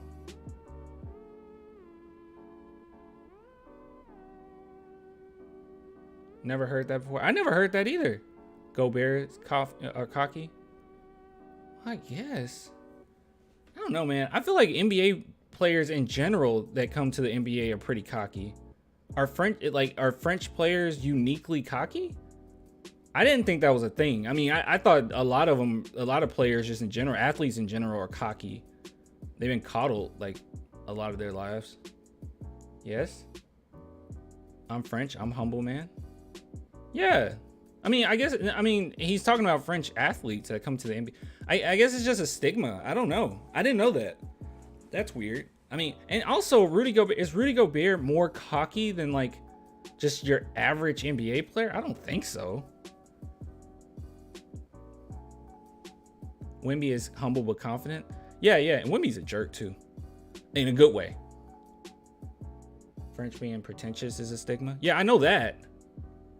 Okay, I don't know. I just didn't know if that was actually a thing or Danny Green just noticed it. I don't know. Let him be himself and be great, and how to play with his teammates, and know that the game is bigger than him, and you need your teammates to win. So certain coaches may not coach that way. You know what I'm saying? They may let star players do whatever they want, but Pop is gonna let him know you need these guys to be great, and they need you to be great. So that you can't let them down, vice versa. So he's going to hold you to be a player. He's going to hold you to a standard of not cutting any corners, not missing any assignments, regardless of who you are. He's the same cuss with everybody. So be prepared, young fella. You're in for a great journey, but it's not going to be easy. What is the standard? In terms of, like, you mean being a professional? Whatever Pop said, yeah, you said Pop's gonna hold him to the standard of being a professional. What is, you've been in, how many locker rooms have you been in now? I have. Tim Duncan's the standard. For Pop in the Spurs locker room, Tim Duncan is the standard. He is the superstar. Which is what? That is the superstar that's humble, stays to him, or not stays to himself, but keeps himself and his teammates accountable, plays the right way, fundamentals first and foremost, always. I mean, that's why he's called Mr. Fundamental, and all Popovich has taught this past season is fundamentals for the young guys. But yeah, I'll let Danny Green. What Danny Green has to say. That doesn't think or act like he's a superstar. He's the most humble, down-to-earth guy, and doesn't treat like he's bigger than the game, and doesn't cut corners. I said he's going to find ways to win games, whatever it is, not just scoring, but playing defense. He's going to teach him how to be a defender, how to protect the paint, how to switch out. All those things that the game needs for him to do, he's going to make him that first and worry about scoring later. But he's going to polish him to make him, to be what he potentially could be, but also following that standard of how Timmy carried the torch, by not acting like he was a superstar. So Wembanyama goes to one of the best coaches of all time. Can I? Okay, this is semantics, but I don't know if, me personally, I don't think Tim Duncan didn't treat himself like he was a superstar. I mean, he just wasn't a diva, but he definitely treated himself like he was a superstar. Like he carried himself like a superstar. You listen to him in interviews, he was definitely like a superstar, and he knew he was a superstar, and he knew he was like amazing, and he knew he was great. I don't know. I guess he just didn't act like a diva necessarily, you know? I don't know. Time. Meanwhile, there's a number of coaches out there looking for a new job. When we come back, talk about Doc. But he didn't act like it ever. He kind of did, right? Like Tim Duncan, he was really quiet, but he would like do really sneaky things when he goes against opponents, right? Like he would say really like sneaky things here and there. You remember the clip where he just like pushed Jefferson just out the way, just hey, get out the way. Like I'm you know, I don't know. He always came across like he was the ish, or he was the, I don't know. He wasn't cocky or anything, but he was very confident in himself. Doc Rivers. We'll talk about Nick Nurse. Coaching carousel is kind of crazy. Exactly. See? Yeah, Hugo just said it. He didn't talk to Tony Parker, who was a rookie all year. Yeah, what is that? Yeah, what about that? That's true. That's a true story. So yeah, no, I don't agree. He definitely treated himself like he was a superstar. He just wasn't a diva. And I do like what he said about he didn't cut corners. He definitely didn't cut corners. He made sure everything was fundamentally sound and you win the right way. You know, you're not looking for the refs for calls or anything like that. You're going to go out there and you're going to win the game. But yeah, no, he definitely rookie hazing. Yeah. He is the GOAT. But yeah, no, that's yeah, exactly. Rookie treatment. I get it, but no. What's that about? No. That's treating yourself like you're the superstar of the team. We don't have to talk to you. You're a rookie. Yeah. I don't know. We'll talk about that next when we return right here with Inside the Green Room. Oh, welcome back to Inside the Green Room. Harrison Sanford, Danny Green. About to get out of here. I'm popping this one on Danny. That's it? We're gonna tell a story before we get out of here. About how he almost took the life of somebody. Don't be alarmed, y'all. Don't be alarmed. Okay. No, I'm okay. I don't care. Yeah. Okay. I guess that's it. Yeah. I don't know, guys. I don't know. I heard Ruru. I saw in the chat Ruru said that it seemed as if Danny Green isn't that high on Wembanyama. I don't know. Maybe you've seen another interview or another pod of Danny Green where he didn't seem that high on him. This just seems like Danny Green's demeanor. Like he's just usually like this, right? I don't know. It doesn't really matter. Like Danny Green is a really good player, obviously, and I loved him especially in 2013. But for the most part, like everyone that's talked about Wembanyama has been absolutely like in shock, right? I mean, we're talking Giannis, Steph Curry, LeBron James, and these are the guys that you really want to listen to. I mean, these are superstars, right? Game-changing talent that's saying this guy's generational. I want to listen to what they have to say. Green speaks as if he knows Wemby. Wemby has a bit of the same mentality as Duncan. I don't know. I don't know if he knows Wemby at all. But I don't know. He kind of just assumed that people that come from France are going to be a little cocky or whatever. I have no idea if that's a thing, but I don't know. Good stuff though. Not bad. Not bad stuff. Why do I have a... Oh, sorry, looking at my phone. I have a voicemail. Oh, just got an order. Was that what that was? From Clan the Merch Fan. ClanTheMerchFan.com. Okay, well, if you guys want to support, please do, okay? I just had the tab up. Where is it? Here it is. Yeah, if you guys want to support, ClanTheMerchFan.com. Just got another order, so cool. Thanks, guys. I appreciate it. Church of Kaysen. All right, let's see what's next. Oh gosh. Oh Lord. Oh Lord. Oh gosh. Oh man. All right, so oh man, this is a long video. Oh god. Did they talk about it the whole time? Oh Lord. Oh god. You guys wanted me to go over this. You guys have no idea how many people I've gotten DMing me to go over this. I have not seen this at all, by the way. I just did a Gilbert Arenas video, which now I'm like, when am I going to post that one? Because there's another Gilbert Arenas video relation to the Spurs. It was literally a video, which I got it pre-recorded. I'm going to eventually post it, but he was basically saying that like it was rigged. The Spurs getting Wemby was rigged or whatever, which completely contradicted what he said a couple weeks ago when he said that if it was rigged, it would go to Houston. It's Gilbert. Who cares? I don't know. But I have not seen this. Why does this guy wear a crown? Nobody knows this clown. Dude. Okay, Chad is really upset and really angry. I have not seen it. It's hilarious. Okay, I have not seen this. McCant's a pop hater. Okay, just out of curiosity, I want to look up McCant's stats in the NBA. Let's see. Minnesota, he only lasted 4 seasons. This is why I didn't know him. I did not know him. So I'm thinking that like I'm just a terrible NBA fan. But yeah, this is why I didn't know him. He lasted 4 years or 4 seasons. He averaged 10 points per game, which ain't bad. Did injuries mess him? What? Why didn't he play? I don't know. I have no idea. I know nothing about him. I'll be honest with you guys. Nothing about him. If you want to teach me, chat, you can post things in the chat. I'll read them as it goes on. But yeah. So let's go ahead and listen to what he has to say, I suppose. All right. Okay. More pop hate apparently. Before that, recording for YouTube. Hey, YouTube. ClanTheMerchFan.com, okay? Link in the description. Just got an order, actually, like a couple minutes ago on live. So I appreciate the love, guys. So if you want to support, link in the description. All right, okay. All right. Enough of that. Listen, you guys ready? All right. I'm thinking that Pop was on his way a bad coach. Why would you think that? Because he's just been losing without good players. The finesse is when you're losing without good players, it's like serious? It's like, all right.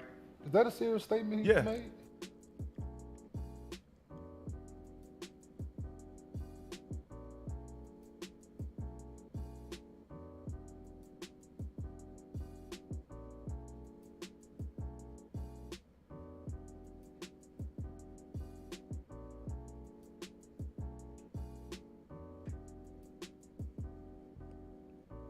I don't.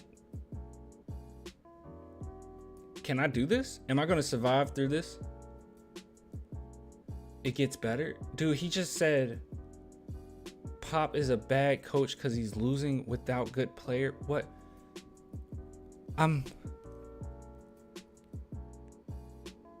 Guys, I don't.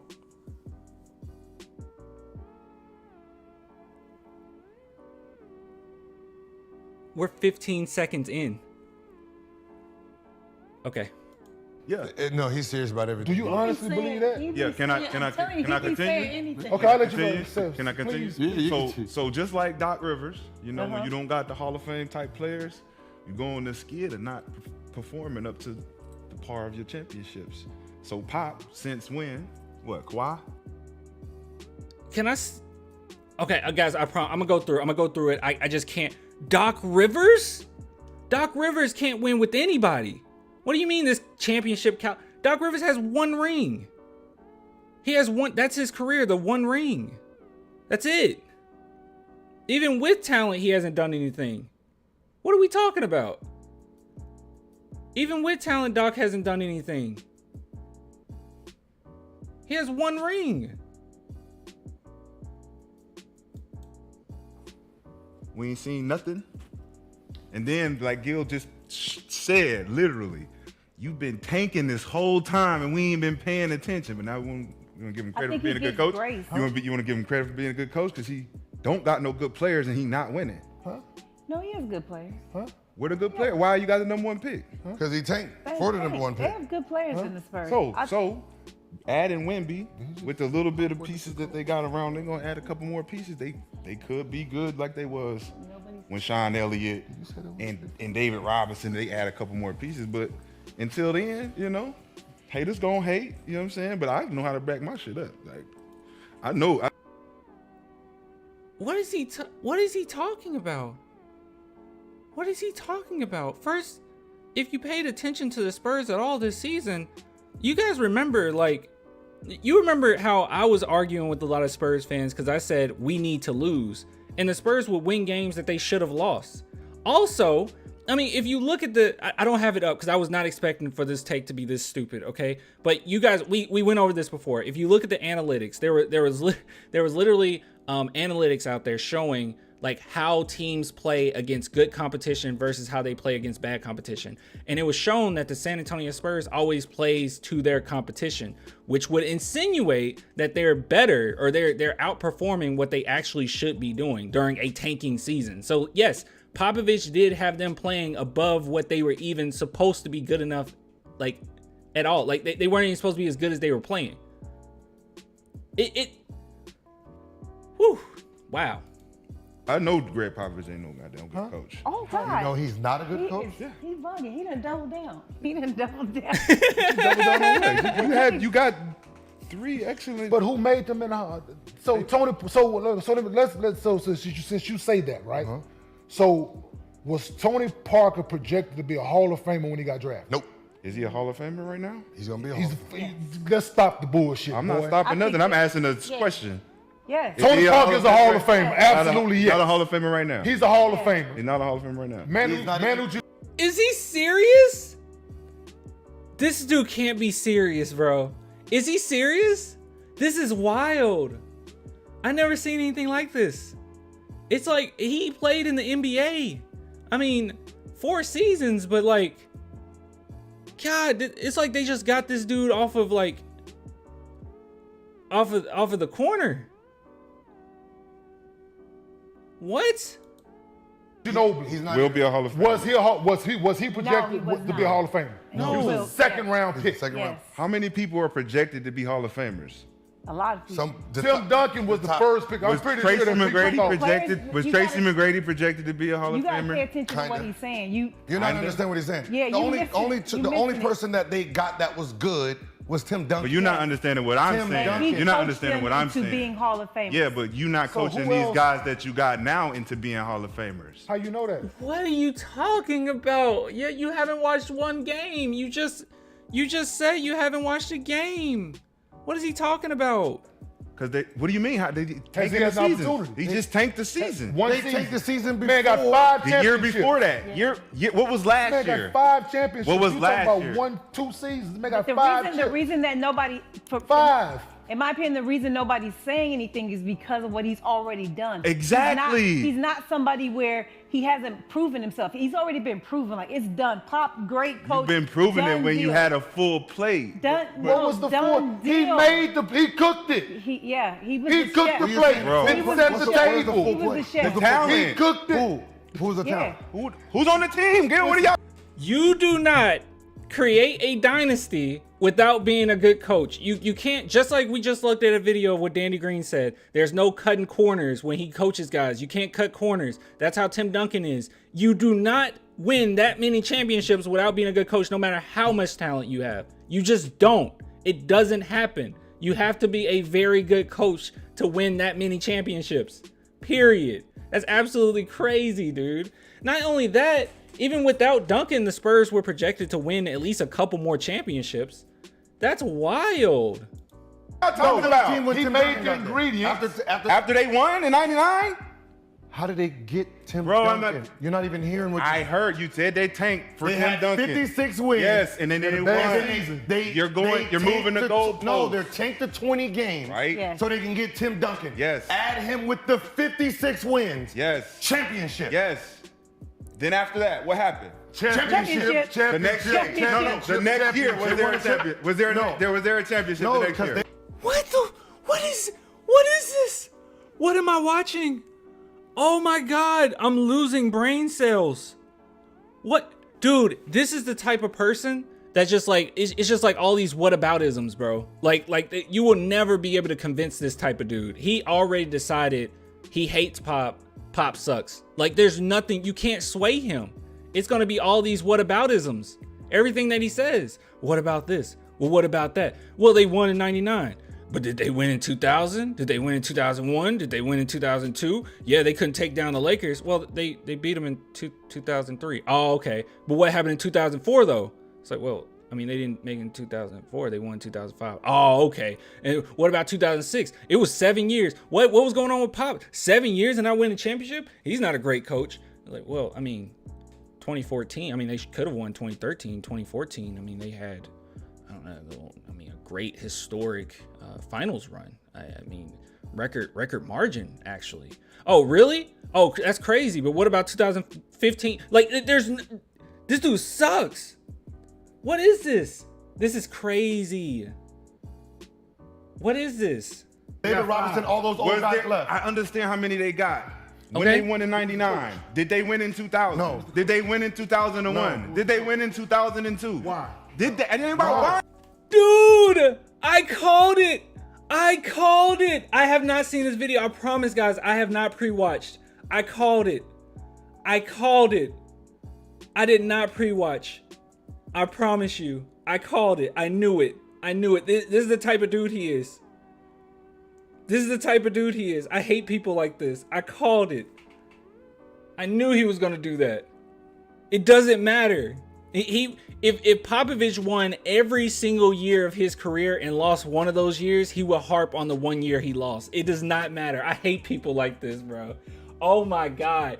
I hate these people. They do the same thing with like people like Michael Jordan. It's like, oh, okay, yeah, Michael Jordan, yeah, he has 6 championships. But what about before he had a good team? Well, he averaged 30-some points, but he couldn't win in the playoffs. I mean, he actually took them to the playoffs. That's pretty impressive in and of itself. What happened when he got to the Wizards? I mean, at 40 years old, he still had pretty good stats. Yeah, but he didn't do nothing though. Like, it doesn't matter. These people suck. Oh my God. This is crazy. I promise I did not pre-watch. I'm not asking them why. I'm asking questions. No. So they didn't. When did they win again? Everybody only. When one did they winner win every again, year. though? Only He doesn't one know. winner. When did they win again? 2004. When the One. talent had seasoned. The Who talent talent? had... What talent? Yeah. What talent? The talent that who picked? You guys are acting like you don't know. Yeah. Tim Duncan, Manu Ginobili, Second round. all the guys Who who picked them and coached they're them? at the time that they won the second championship in Who Spurs, picked them they and were coached them? seasoned. Who picked them and coached them? Listen, bro. They didn't pick and coach them. What is that? Listen, what is that? Listen, this is what I'm saying. If he could do it then, why is he not doing it now? Because he got his 'Cause he player got now. it. Like he Listen, got I ain't Tim talking about Duncan. his player. Wait, also, hold on. Like 2003, but he had Manu and they had Tony. Dude, 2003, Tim Duncan carried that team, bro. That was all Duncan, okay? That was all Duncan. But it was Popovich to build up those players to become what they became for 2005 to be a thing. Also, hold on, just out of curiosity. Just out of curiosity. I'm just curious. What's going on with this dude? God, McCann's stats versus Spurs. Can we find this? Or there's no way of finding this? I don't think there's a way of finding it. I was trying to see what his stats were against the Spurs to see if it's some type of vendetta he has. I don't know what's going on here. This is wild, though. This is wild. Build around. Listen, I'm talking about the players Got that something you to build have. around. They built around Tim Duncan. They're Listen. gonna build around this kid. I understand that. So has he had the opportunity to build around this kid yet? He had Kawhi Leonard. Kawhi left. Exactly. We went to the Western Conference Finals. Okay, just let him talk. Let him cook. This is what I'm saying. Like, why did They weren't trying to build around him. Listen, man. This is what I'm saying. They weren't trying When to build around when him. you're a It's coach obvious. and They traded him. you have lesser talent, and you go all the way down to the bottom of the pole to take up to get another player that you can build around. Like, you have to show me now that you can win with this new guy, or you're not a good coach. So has he coached this? This is my perception. It's not gonna line up with y'all's Has he perception. coached this kid yet? Has he coached the potential? You haven't seen nothing yet. That's what I'm saying. Has he you're coached trying the potential number one? I pick got yet? I can give my opinion and then not line up with y'all. No, fuck your opinion. The fact is, have this kid been drafted yet? No, that's why I don't. Thanks, Justvic. Justvic says this guy can't be serious. Hate when these people can't put any respect on Pop's name. It's absolutely ridiculous. What is he talking about? Like, has he won with Vic? Has he won with this play? What do you mean? What do you mean? What? Look, all the evidence I need on whether or not is Pop a great coach is every single player that leaves the San Antonio Spurs says he's a great coach. That's all I really need, to be real with you. I've seen it firsthand, but yeah, we can just go by what, you know, people that played under him has said. I mean, even Steven Jackson, guys, as much hate Steven Jackson throws on the San Antonio Spurs, he would never say Pop can't coach. He would never say that. Never. He would never go that stupid. He lies sometimes, but he would never lie to that extent. Never, ever, ever. That's the one thing that he'll say positive about the Spurs is that Popovich can coach. That's literally it. That's crazy. What is this dude talking about? If Pop couldn't coach, you guarantee Steven Jackson would be talking about it. He said he's not a good coach to me until he wins with this player. You know, you said he's not a good coach, period. You didn't say that. I said that I don't think that he's a good coach because he hasn't won with the talent that he doesn't have. Well, what standard, guys? The question that needs to be asked to him is, what standard are you putting? What coach has been successful with no talent? What coach has been successful with guys that are 19, 20 years old? What coach? KD came into the league. He didn't make it to the playoffs his first year. Luka didn't. LeBron James didn't. Who are we comparing him to? I mean, because it's really just Pop against himself. That's the gold standard. Who are we comparing him to? What does Phil Jackson do without Jordan, Pippen, Kobe? Exactly. Like, coaches need players. And Popovich has definitely like won more games than he should have with less talent. Yeah, that happened. Yeah, even MJ struggled with bad talent. Yeah, MJ was putting up crazy numbers, bro. In the 80s, his averages were wild. They've had. He hasn't won with the talent. He doesn't have the talent. Look, they have 4 straight losing seasons. I'm gonna tell you right now. 4 straight losing seasons. Kawhi was any other coach? What was Kawhi, guys? 17? 16? Does anyone know in the chat right off the bat before she looks it up? What number was Kawhi? Was it? I can't really remember. He wasn't a lottery, was he? 15. Okay, 15. Okay, I was right there. I thought it was 16 for a minute. Supposed to get fired, right? But that's what let you know No. they're not paying it back. No, because they're No. not going to fire his ass. So Not no. after you have 5 championships. 4 straight no, losing that's not how that seasons? goes. Not after 5 championships. Not that's after not 5 how that goes. championships. That's not how that goes. Okay, I got it Kawhi doesn't with make you a 15. bad coach either. No. 15 pick in 2011. 15, So- yeah. Y'all So tripping. he has 3 Hall of Famers that wasn't even lottery picks. I don't give a fuck You about should. none of that. Because I don't. It lets you know what type of coach he is. No, I don't. It There's let me no- know you He have. was like, you I have- don't you have care. Hall of Fame. He created the They Hall of didn't create, Fame. he didn't go in there and work with them and put up the shot. They put up their own shots. They made their own skills. They made their own Hall of Fame they did pass. not. Yes, they did. They're players. So the they did system not. They're that's players. right. So the system We they just was talked in had about nothing system. to do with it. We just talked Did about it have system. anything to do with their success? 100%. That's So why who I created said. the system? That's why I said if the system. Who created the system? So why is the system not working in the last 4 seasons? Because it's a different system. Exactly. Boy, So then don't give me this move the goalpost shit. Why the fuck? Because y'all talking. This is wild. It's a new system now. How is it a new system now? It's all of a sudden a new It's a system. new player. What do you mean? It's a new. What is it? He built a system around. Hold on, Gil.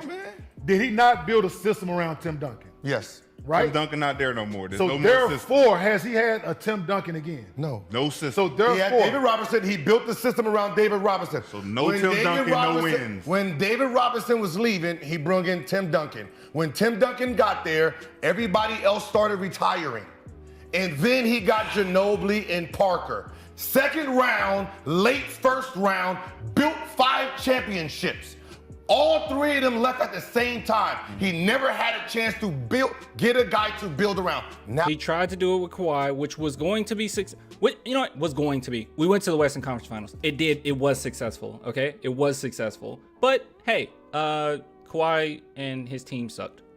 he has one. No Tim Duncan, no wins. So are you saying that The Tim last 4 seasons. Why would I wanna win? The last 4 seasons. Why would I want to win? Why? Because we play to win. That's why you would want to win. You sound dumb. You play to win. Okay, But hold on. What do you mean? Hold on. All right. What's your favorite team? I don't have a favorite team. Who do you like right now? I don't like nobody. That is fucking obvious. Right. All right. How about this? I'm gonna take. That ain't the pink I'm gonna elephant in take the room. LeBron off the Lakers. I'm gonna take AD off the Lakers. I'm gonna take D'Lo off the Lakers. If I'm the Lakers, moving the goalpost, bro. This is a perfect analogy. What do you mean? Why the fuck do I want to try to win 50 fucking games to get a second round pick? Why? Yeah. Why do I want to even try to win Gilbert? 50-something games to get a second round pick with that fucking lineup? You look stupid. You're getting fired. We play the game. Yeah. No, we play the game for the future. By the way, Pop has a lot of times irritated me with some of these lineups because it seemed like he was trying to win. But no, like, yeah, that's a perfect analogy. To win. For the future. We play the game to win. Organizations. So was it tanking? So you guys Talking about accept this tanking? Now see, he's moving the goalpost. Now it's about the tanking. Now tanking is the issue. What is he talking about? No, Gilbert Arenas is absolutely right. You don't have any superstars. The guys that you have on your team that's left are not going to be, maybe some cornerstone guys that can stay with the franchise for a while, but they're not going to be Tim Duncan. I mean, overnight, Malachi Branham isn't going to become like the Tim Duncan of the Spurs. Like, you usually know pretty early on how great a player is. There's a few that you're like, whoa, where'd that come from? Like maybe Giannis, maybe Jokic, right? Like those were like, what the heck? But overwhelmingly, I mean, I would say like 99% of the time, you know if a guy is going to be special coming to the NBA. Like you already know that this is a guy that you're probably going to build around, right? Like, you know, early on, you know, when they're early 20s, right? Like, you know. So yeah, why would you sit around and try to build around, okay, we're going to try to build around Blake Wesley. Dang, that didn't work. Well, we got a late lottery pick. All right, we're going to try to build around Malachi. Why would you do that? That doesn't make, we're going to build around Keldon. Why would you, why would we do, we're going to build around DeJounte Murray. Why would you do that? Yes. So you guys approve of tanking? Yeah, if you have to. Okay, that's all I wanted to hear. That's all I wanted to hear. Y'all say. He really thought he won. Dude, this guy will say anything to win an argument. He's so annoying. I'm a real I do not go out there to lose nothing. We're not talking about you. We're not talking about players. So that's why I do not consider him a good coach. So you taking for players and all this dumbass shit. They need to ask him who is a good coach. They need to stop arguing with him and just ask him who did he believe is a good coach. And then from there, attack the argument. Whoever he because the funny thing is, whoever he compares him to, Pop like will destroy them in any category. Like that's all you really got to do. Hold on, that shit is weak, and you a punk. That's a sound. You ain't no good coach to me. If you're an owner, like, Steve Kerr better. You sound like Steve Kerr better. And how? Whoa, okay, Steve Kerr's better. Okay, that's a good one. All right, so Steve Kerr, does he have any champions on? Does he have any superstars? I mean, he has a lot of superstars. Does he have any superstars? Who did he just mentioned who he thought was better. Then you can ask him, okay, where did Steve Kerr play? I mean, does Steve Kerr, I don't know, come from any specific coaching tree? Does Steve Kerr ever give credit to a coach that taught him how to be a good coach? Did Steve Kerr build that team? Did he? Did he draft those players? Did he have any part in those players that they grabbed in the draft? Did he? No, he didn't. So like, you can attack it that angle. And that's a stupid comment in and of itself to say Steve Kerr is a better coach than Pop. That's crazy. Steve Kerr is a good coach, but come on, dude. The Warriors tank when Clay was out. The Warriors tank when Clay was out. Warriors did tank it. They didn't use it number 2 pick. They didn't use it number 2 pick. They didn't use it. They won the championship the next year, Gil. The guy he just named the opportunity to coach. Mark Jackson. No, fuck. Who gave that guy the opportunity to coach?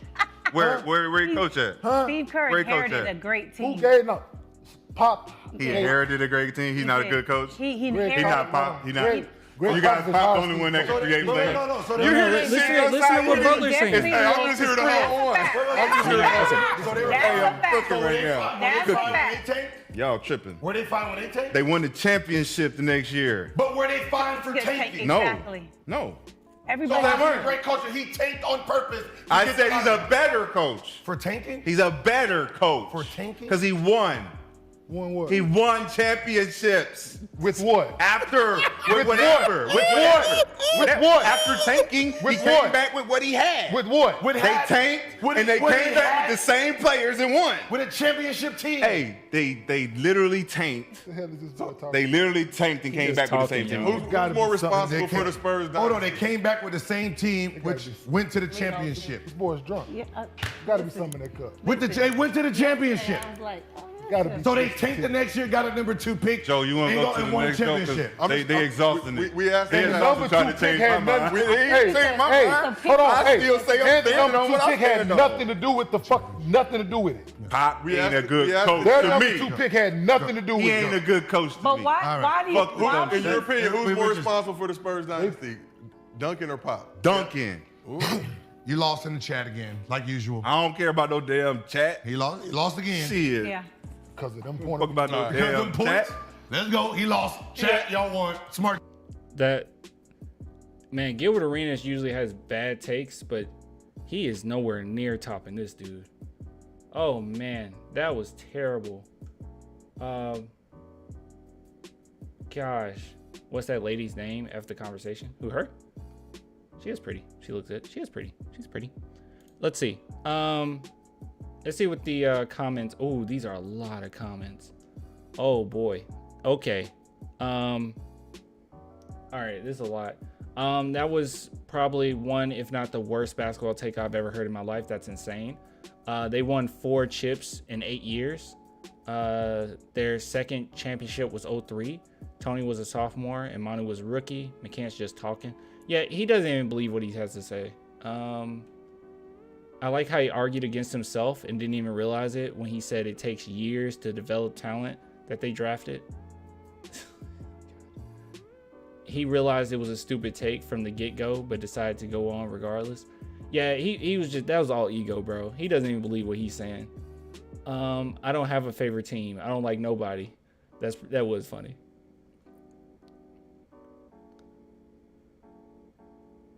He had a full plate, and he said he cooked it. Gil was furious, rightfully so. My man Rashad and Brandon Mashaw of this podcast, Loud and Always Wrong. Let's see. The most L's take I've ever heard. Oh no, they said Gil's face 528. They've had. He hasn't won with the talent. He doesn't have the talent. Kawhi Leonard? Look, they have 4 straight losing seasons. I'm gonna tell you right now. 4 straight losing seasons. Okay. Any other coach would get fired, right? But that's what let you know. No. They're not paying it back. No. He's man. Woo, that was terrible. Let's see. That man put that take together while he was still talking. Yeah, it's pretty bad. That's pretty bad, guys. That's Rashad Lewis. No, that's Rashad McCants. Is that his name? He played 4 years in the NBA and averaged 10 points per game. 4 seasons. He didn't, and he kept saying, when did they win? When did they win? And when did they win? And when did they win? He didn't know anything. He the king of clowns. He's just one of those annoying people that you'll catch in the barbershop, bro, that just be talking. That just think, like, I don't know, they just want to be right. They say something stupid and they run with it so they don't look too dumb. Terrible. Terrible, terrible, terrible, terrible. God awful. Man, we spent a lot of time on that one.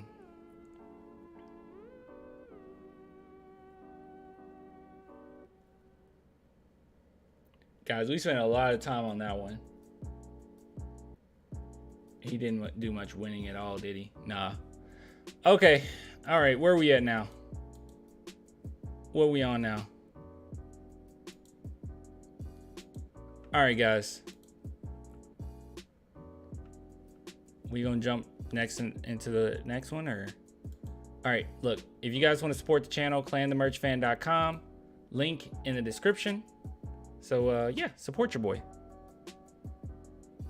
Go to a smarter topic. Yeah. All right, let's go to the next thing. But yeah, if you guys want to support, please do, man. It means the world to me. Yeah, just means a lot to me if you guys can support the channel. So, all right, okay, enough merch. Let's see what we got next. All right, chat. Let's see what we got next here. Woo! All righty. Also, speaking of merch, I'm actually wearing some right now. So yeah. All right. Okay. Enough of that. Noah Magaro posted something. Jonathan Givoni, hopefully I said that right, on why he expects Wembanyama to compete for an All-Star appearance as a rookie. That is wild. So let's listen to what he has to say about your boy Wembanyama. I mean, it's gonna come down to how many games he plays, which we're gonna see. But I think just the impact that he's going to make defensively is going to be immediate. Just with that's what stands out. I mean, you've watched him way more than I have. 7'5", 8-foot wingspan, the feel for the game, the anticipation skills, the mobility, the fluidity to cover ground on the perimeter. He can switch, he can drop. That's what I kept talking about, the anticipation. Like his anticipation is on the level of Duncan at times. Like when I'm watching him, it's phenomenal. He can play in a zone and protect the rim. He is the zone.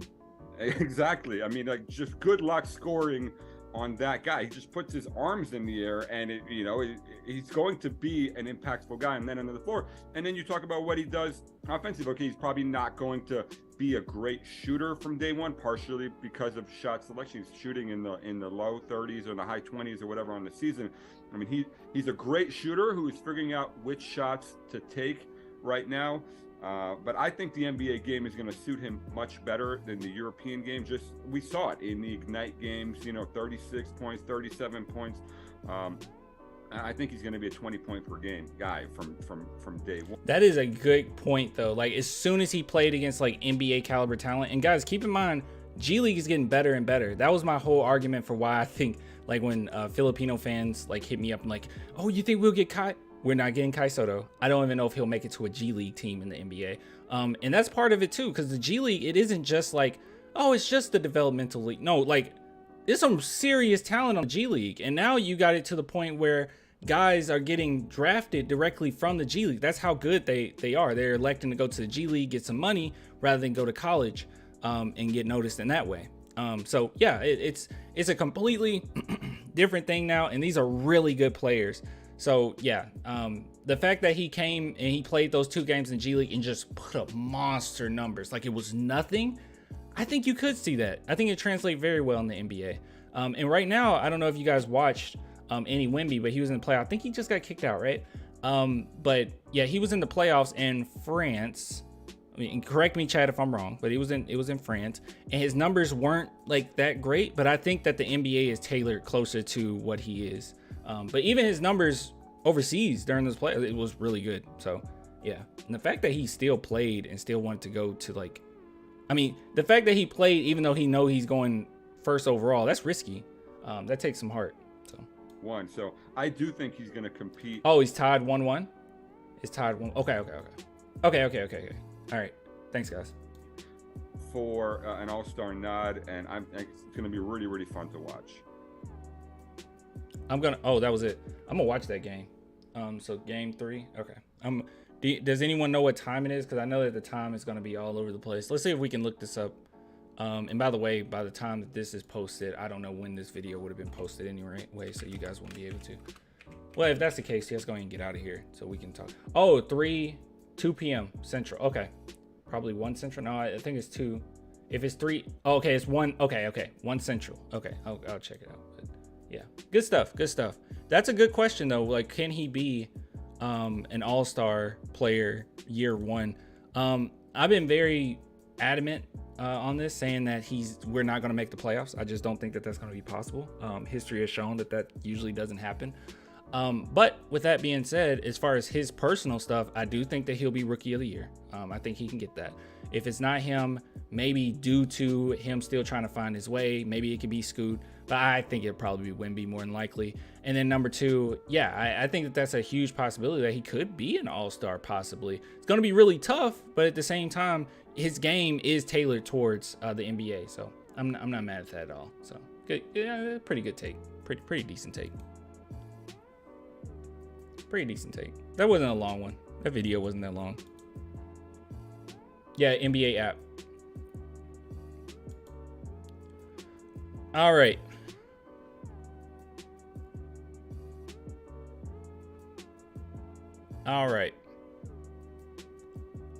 Okay. All right. Clanthemerchfan.com. Okay, I know I did that like plenty of times. If you guys want to support, the link is there. Let's see here. All right, guys. So, as we can see here, well, actually, I know some people might not have seen this. I want to show you guys something as far as merch.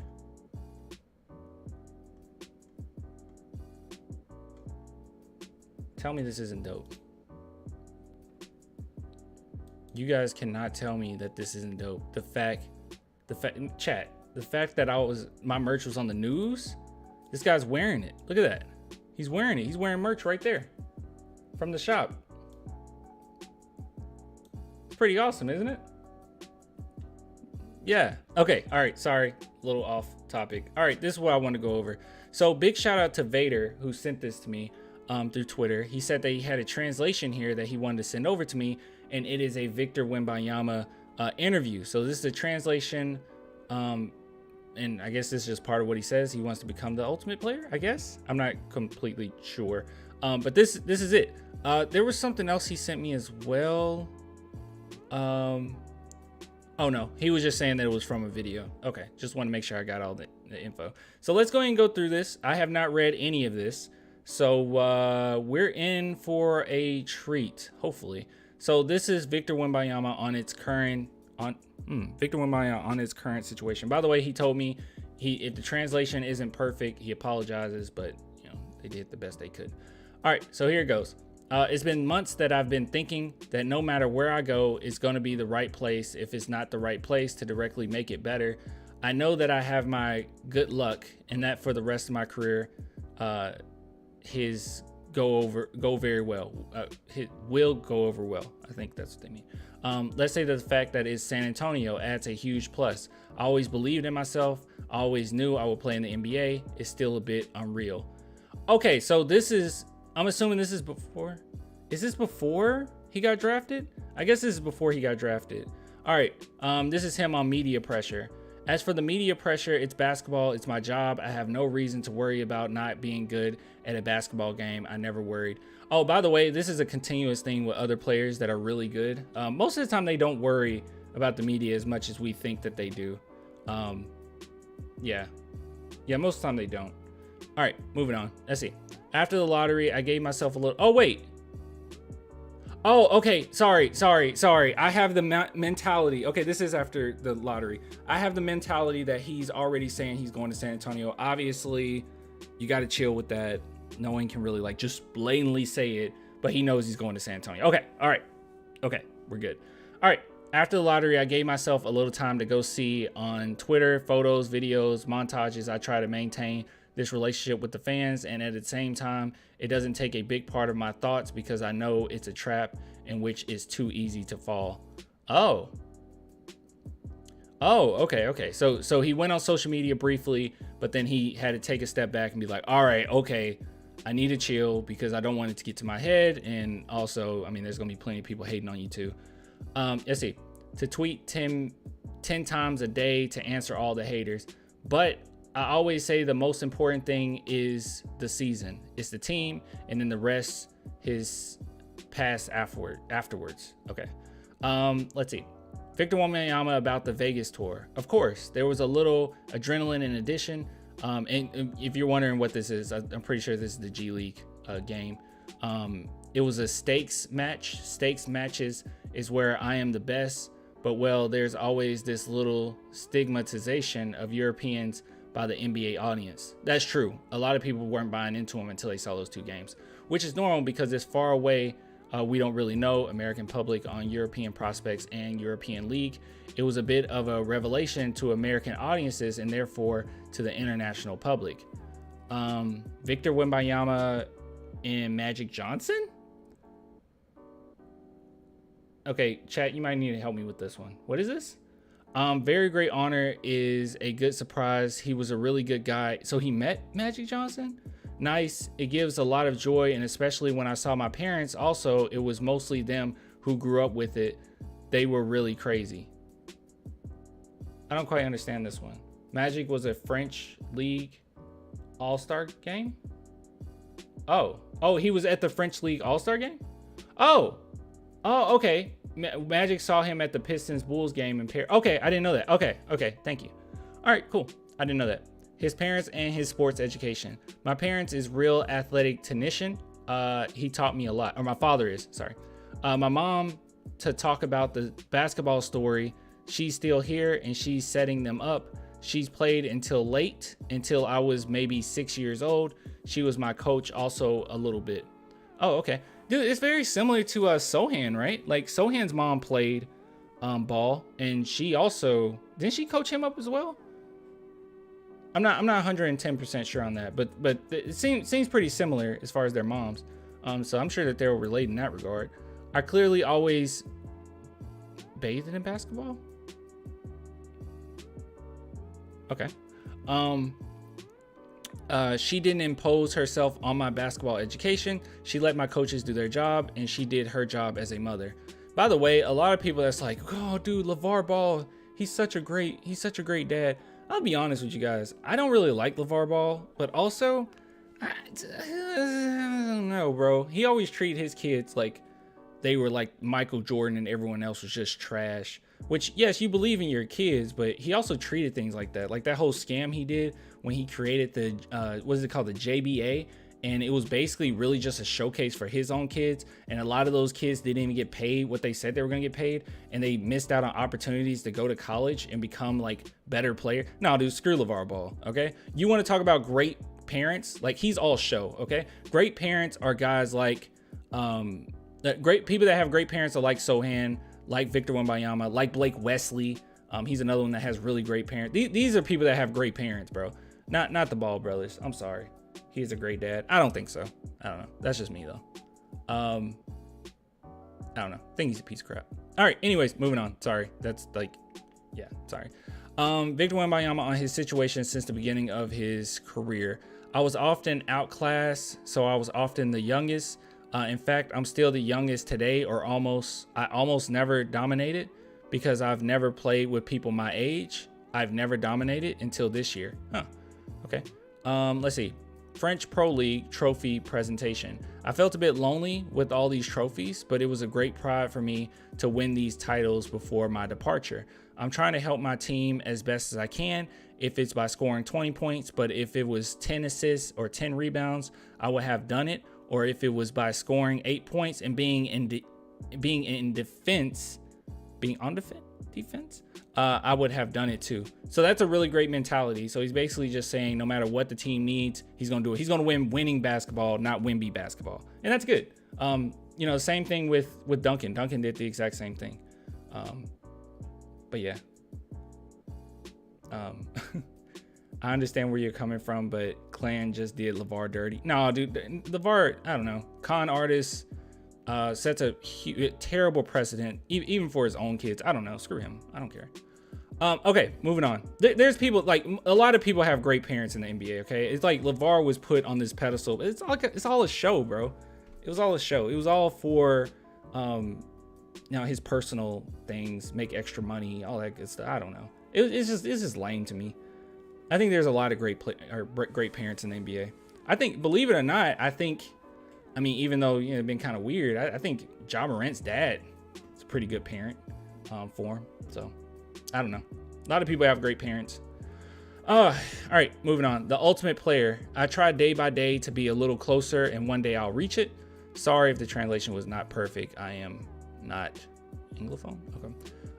So cool. That was nice. Well, thank you for sending me this translation. I had no idea about this interview at all, but we got quite a few good takeaways in here. The fact that he's willing to do whatever it takes for his team, the fact that he's not going to be on social media too much. He'll stay away from that if he needs to. It's great. It's great. Let's see. What do you say? There's an article where Ja's dad sacrificed his career for his kids. Dude, Ja's dad was like a really, Ja's dad was like a good parent. There's plenty of good parents. I just don't like hearing LeVar Ball is like, oh, he's like the ultimate parent here. Like he was so phenomenal. Oh, he was so great. Look at him. Everyone look at him. It's obvious that he's a great parent. It's like, no, dude. I'm sorry. Me personally, I don't think it's great parenting to put your team or put your kids in a league that's only tailored for them, and then you screw over a bunch of other team or other kids. What kind of president that's set for them? Step on other people's backs to make it. I don't know. It's gross. He's gross. I don't care. All right. Okay. Sorry. Off topic. Victor Wembanyama. Great translation. Thank you so much, Vader. I really appreciate it, man. That was good stuff. I liked it. LeVar's favorite son is Jello. He believes Jello is the most talented of his kids. That's great parenting for a dad. I don't care, dude. Was he okay, was he present? Obviously he was present. Like, was he there for his kids to try to like build them up? Of course he was, okay? Of course. But I also think that he's a tier. Man, okay, maybe I can separate the two. Maybe I don't think this, but you can say he's a great parent or whatever, and I can say he's a horrible person. Can we meet there? He's a horrible person. Can we at least say he's a horrible person? Because I think he is. The way that he screwed over all those kids was disgusting. He was too present. That's what I'm saying. He's gross, bro. All right. Ooh. Guys. We got a really great thing to go over. But before we do, yeah, if you guys want to support the channel, link in the description. Clanthemerchfan.com. Please go support your boy. It means the world to me. Okay. Ooh, guys. Oh, guys, we got a really good topic to go over. I'm not gonna lie to you. I love this topic. Okay, is this the last topic? I think this is the last topic. All right, guys. Okay, we're just gonna dive straight into it. Look at this.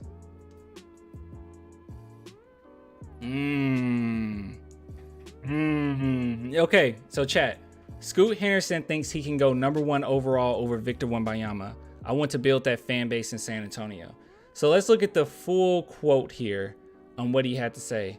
So it says, that being said, Henderson hasn't lost hope that he can be picked by the San Antonio Spurs as the #1 overall pick. And this is what he said. For sure, I think I have the possibility of going #1. Moving on, and I believe in myself like any competitor should. I just always go back to my mentality and the work. I can't wait to go back home and work hard just to get ready for the upcoming season, regardless of where I go. As a competitor, I want to go #1, and I want to build that fan base in San Antonio. But wherever I go, I'm going to bring that winning mentality. All right, so there are a few things to talk about here. Okay, here's a few things to talk about. Somebody got to tell the man the bad news. No, guys. It might be some good news here. All right, so we already know that the San Antonio Spurs are trying to trade up. Now, we already talked about this in another segment or whatever about how they could potentially get Case and Wallace or whatnot. You know, that's a possibility. I brought up Anthony Black because, you know, I like Anthony Black. He's okay. But Scoot Henderson, I think that this should be a discussion. And you want to know why? Well, if you really think about it, the Charlotte Hornets, there's a possibility that they would miss out on him, that they would go after Brandon Miller. Like, a possibility's there. You already have LaMelo Ball. Would you want to go ahead and add on another guard, a shorter guard? Would it be worth it? Me personally, I think you do it, but yeah, it's a possibility that they don't. And they go ahead and take Brandon Miller, okay? So that's a possibility. Number two, we already know the Trailblazers are going to trade their pick. Regardless, they are going to trade their pick. Now, what they're wanting right now is they want go-to talent. Like, that's what they want. It's been noted that they want Mikal Bridges, which more than likely not going to happen because the Nets are not going to give him up. And there's nothing that's really appealing enough for them to even make the deal. So right now, as it stands, most people are coming out saying, no. And it's even in this article as well. No. More than likely, the Nets aren't going to let go of Mikal Bridges. Okay, so that's a no. Who else are they interested in? Well, they're also interested in DeAndre Ayton. So there's a possibility there. Now, let me tell you this. It's going to have to be a 3-team trade. Okay, so they're looking forward to trying to get DeAndre Ayton. We already know that the Suns, things have not worked out. Okay. things have not worked out to try to get DeAndre Ayton being on the Suns hasn't been great. I don't really understand why the Blazers want him. A lot of just not trying, not a lot of hustle from his part. But hey, it's been rumored that they are interested in him. So how would that work? Well, if you look at the Phoenix Suns and their future picks, they have almost none. So if you think of it in this regard, you have your boy Devin Booker basically locked in up to 2028. Like he is a Sun, okay? Like he's gonna be a Phoenix Sun. You got him locked in. He signed that 5-year deal. You got him. All right, you got him, okay? So you can keep him. But then if you look at the team right now, well, Chris Paul can't stay healthy. DeAndre Ayton's not working out. Is it a possibility for the Suns to say, hey, let's just take a season? Because it'll be very similar to what happened with the San Antonio Spurs, right? Like if you think about a Spurs, what happened? We already had an established team in the 90s, and then we had one year of just tanking with Rodman being hurt, and not Rodman, I'm sorry, David Robinson being hurt, and then we got our guy. Rest is history. Is there a possibility that the Suns might say, hey, we might not be in a great position to do it that way, but if we can get some other picks, maybe in the next couple years, make some moves here or there, and then maybe we can have a really nice team in the next couple years? Could that be a possibility? I don't know, because look at the San Antonio Spurs here. So what it would look like for us, actually, here we are. So what it would look like for us, we have so many picks, like too many picks, and there's a lot of Spurs fans that have said, well, dude, we're set for the future, which we are, but the Spurs aren't going to use all of these picks. There's no way. There's no way. You have 3 picks in 2024, first round picks. We got our guy. Okay, we got some good information here, so we don't have to dwell on this. We have our guy. We have our cornerstone. We have our superstar. We have it. Okay, you can manage to get rid of a lot of these picks. You can try to, because we're gonna have probably another bad season. Not watching wise, we're gonna have fun watching, but bad season as far as win-loss column. You can just go ahead and keep your own pick. I don't know what Charlotte look like next year. Don't know what Toronto look like. I don't know, but like, you can keep our pick. We can keep our pick, and we can go ahead and get rid of these two. The ones from Charlotte, one from Toronto. We can get rid of those two. I'm saying anything to get this number 3 overall pick and get Scoot if that's possible. You can get rid of one of these seconds if you want. In 2025, we have 3 first-round picks, one of which is from Atlanta. You can get rid of the Atlanta one if you want. I probably would try my best to keep that one. But you can get rid of the Chicago, you can get rid of the Atlanta. Like, you can give them so many picks and we'll still be set. If we can get rid of all these picks and still have our own, you're set, dog. Like, that would be sick. And you already have your guys, so you might as well do it. So would the Suns be up for that? I don't know. I don't know what the Suns' asking price actually would be for them, but I'm just making the assumption that they will want some first round picks because things have not really panned out the way that they wanted to. And we can see here, multiple sources have confirmed Portland has interest in DeAndre Ayton and could be willing to discuss a deal centered around the 3rd overall pick and additional pieces. Scoot Henderson and Brandon Miller are both considered to be foundational players in the upcoming NBA draft. So it could be a situation where they just want the 3rd pick, but like blatantly that's what they want. But there's a lot of different scenarios too, because right now what Portland's looking to do is they just want some type of piece right now, right? That's all they want. They want a couple guys that are pieces right now. These are just the rumors that we're hearing, but we already know plenty of things happen behind the scenes. There's plenty of other conversations being had. I guarantee you that they're looking around everywhere on some guys that they can add for Dame.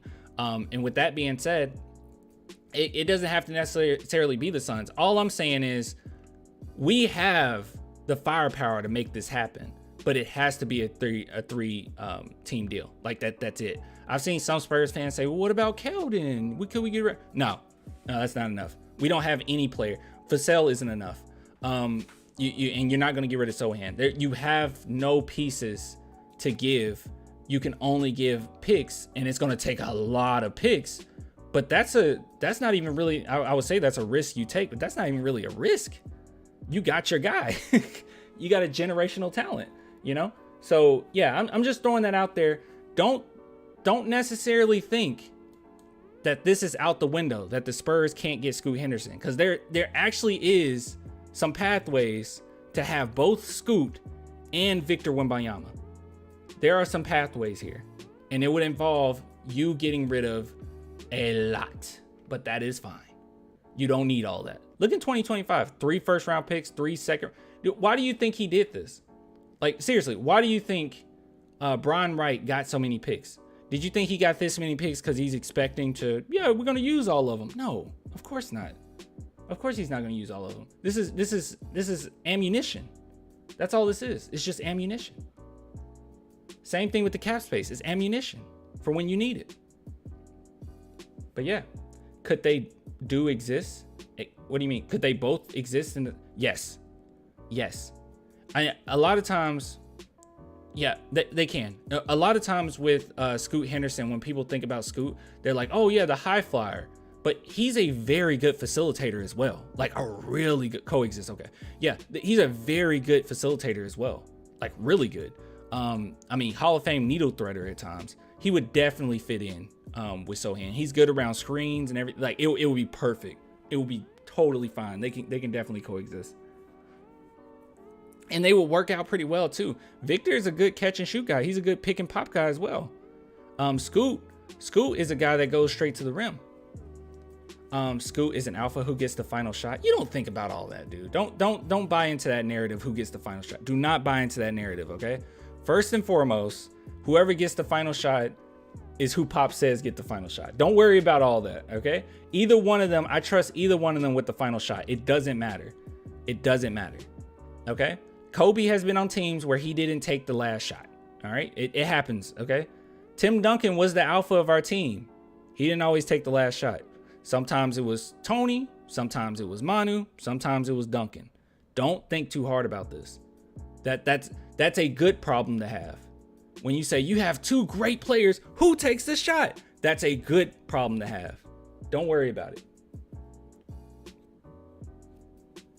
Scoot is better than Trey Jones in every no, Scoot is lead. There's level. He is 50 levels better than what we have at the point guard position right now. Like 50 times, okay? But that's a good problem to have. And the Spurs better not come in here thinking, well, I mean, but if we get Scoot Henderson, who's going to take the last shot? No. It does not matter. Who cares? Nobody cares. It's all good. That's a good problem. Let me look at chat for a minute. I don't think no team is going to trade the Spurs another lottery pick when they just won the number 1 pick. They ain't trying to help us. See, that's another thing I was thinking. I was like, team's going to be really reluctant. But that's the thing. You got to make it worthwhile, you know? It has to be worth it for the Trailblazers. They have to get at least 1 or 2 cornerstone pieces for Dame, or really good talent right now for Dame. And that team that's going to be getting rid of their star player, they're going to have a lot of picks. It's not like we're just going to get all the benefits of this. Everyone got to get benefited from it. Trailblazers have been open and saying, we don't want our pick. We're trading it. Like, they're not going to keep it. They're going to trade it. Been very open in that. So we don't have to worry about that part. So they don't care about whether or not they're helping us or not. They're like, look, I'm getting rid of it. Give us our picks. It just has to be worthwhile for everybody. And I'm telling you, all these picks the Spurs got is absolutely ridiculous. You don't need 3 picks in 2024. You don't need 3 picks in 2025. You don't need 3 second-round picks in 2025. You don't need any of it. That's true. Teams are salty right now. Oh, about us. Charlotte already have backcourt player guys. What are we talking about? I was saying that I don't think Charlotte's going to take Scoot. It's been some things coming out saying that Charlotte might take Brandon Miller. Scoot with Vic and Sohan would be a fire season to watch for us. Dude, it would be so nasty, dog. Oh my God, it would be so nasty. It would be so nasty. By the way, a lot of people in the chat earlier that was saying, well, I want Amen. Like I said, I'm a bigger fan of Usar, but like at this point, it doesn't really matter for me because we already got our guy. So like I will take any type of risk or whatever. Amen, obviously his upside is ridiculous. So I don't mind that. But in a way, isn't he kind of like, he's better, obviously much better, but isn't he kind of like Blake Wesley a little bit as far as like being more of a project player that's a little rough around the edges at times. I mean, he's a way better facilitator, playmaker, obviously, okay? And even though Blake Wesley has a fire first step, I think Amen has a better first step. But I don't know. Just throwing that out there. I think the Spurs are doing what they do, trying to make folks think they want a certain player, but it's someone off the grid. It's going to be a Kawhi-like draft day trade. It's going to be something, bro. They're going to try to trade up. And they have the ammunition to do so. That's all I'm saying. You got the ammunition to do so. So, just throwing that out there. Just wanted to talk about it. So, it's definitely possible. Oh, thanks for the super chat, Dan. He said, it's wild how as soon as we won Lotto, everyone started talking crap about Victor. A lot of people talk. As much as I went over, it's about 50. I would say it's about 70-30. 70% of people talk highly of them. But yeah, probably end up with Anthony Black, maybe. Whew. All right, guys. I think that was it. I think we went over every single thing I had ready.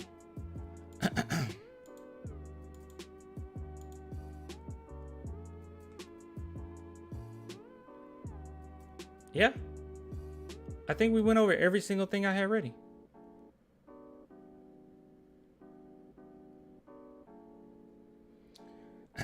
I shoulda, coulda with the Primo thing. I get it. Shoulda, coulda. But hey, you could have never predicted that. I still think Primo was the right pick at the time. You just didn't know. I thought he was going to be something serious. I really do believe that. He just screwed it up for himself.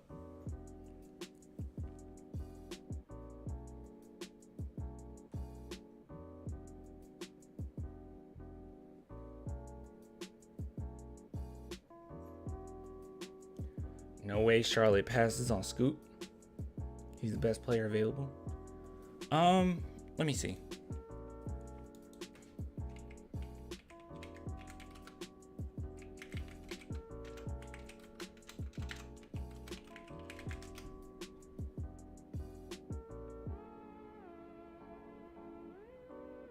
Yeah, there excuse me, there's some stuff here. Brandon Miller to the Charlotte Hornets. Rumors are picking up.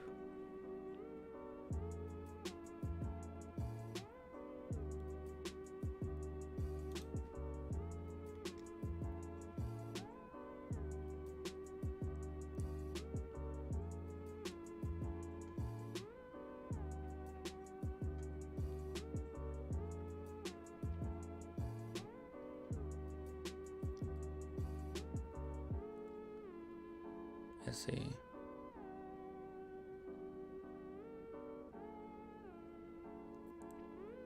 All right, so there are still scouts who think that the Hornets will be making a mistake by taking Miller over Henderson. Miller, who turned 21 years old, shot 40%, 31% from three.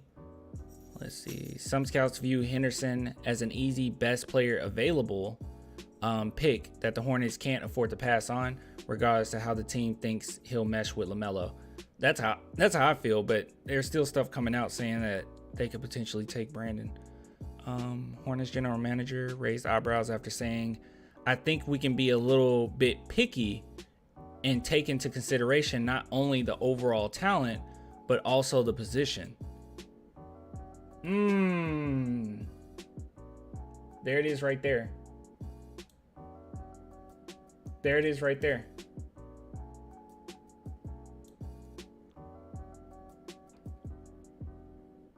You see that?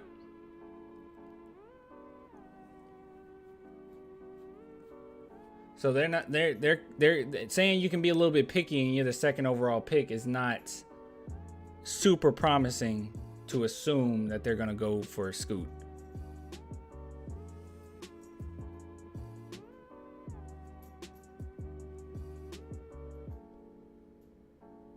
Charlotte got LaMelo. Yeah, that's a big thing. They got LaMelo.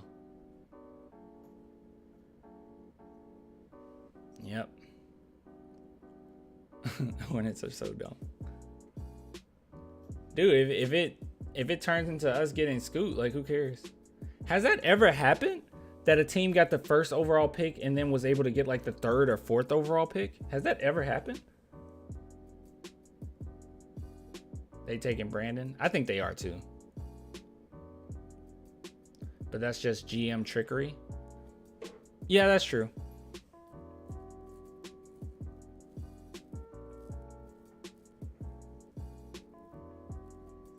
Do you think Charlotte would take Scoot if we get the 3rd just to avoid us from getting them?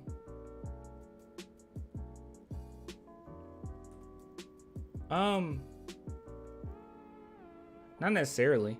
Also, that deal could be made between the 2nd and 3rd, right? I don't think so. That's kind of petty. That's kind of stupid. If they already want Brandon Miller, for them to do that, I mean, that's really petty. Like, to take a guy you kind of didn't want just so we don't get him. I don't know. It's kind of a stretch. I'm just saying, whoever trades away their main guys to the Blazers are going to have a haul of picks from us. And we're going to try our best to just hold on to one first round, because that's all you really need. Just hold on to one first round pick each year. Hopefully our own. You don't really want to get rid of your own first round pick, because that's the one you have the most control over, you know? It's like, well, I want a good pick this year. Our team isn't panning out. Yes, lose, you know? Or vice versa. Like, oh, no, we got a great team right now. Screw all that. We're going to try to win, and we'll still get like maybe a mid first round pick or something, you know? It's MJ. He could take it personal. Okay, that's funny. Trade Sohan for Jalen Duren. Ew, gross. No, that's terrible. Terrible take. Who are y'all going to give to the Blazers for Scoot? That's the thing. I'm assuming that our picks wouldn't go to the Blazers. It would have to be a 3-team trade, and it would go towards the team that's getting rid of their star player to the Blazers. They're the ones that would have to get a bunch of picks.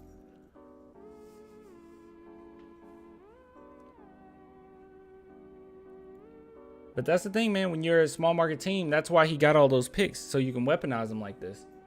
That would be one of the greatest moves, I think, in the history. It'll be the greatest move in Spurs history to be able to get the first overall pick and then get the 2nd projected overall. That's sick, bro. And both guys are absolute winners, by the way.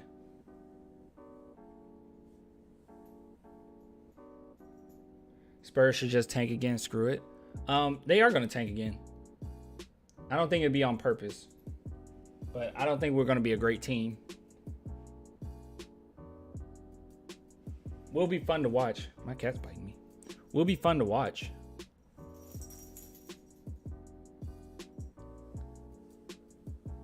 Just shelve Wemby. No. Let's not be silly. Jalen Duren is a dog. I like Jalen Duren. I just don't think, yeah.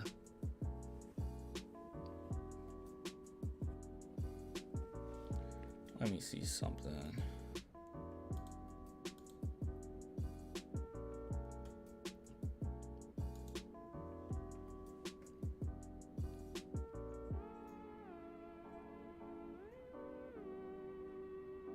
This live chat got quite a few viewers.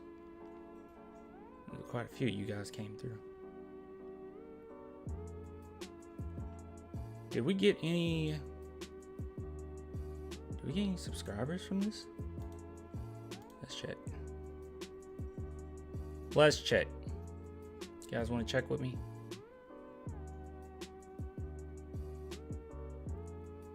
Yo, what's up?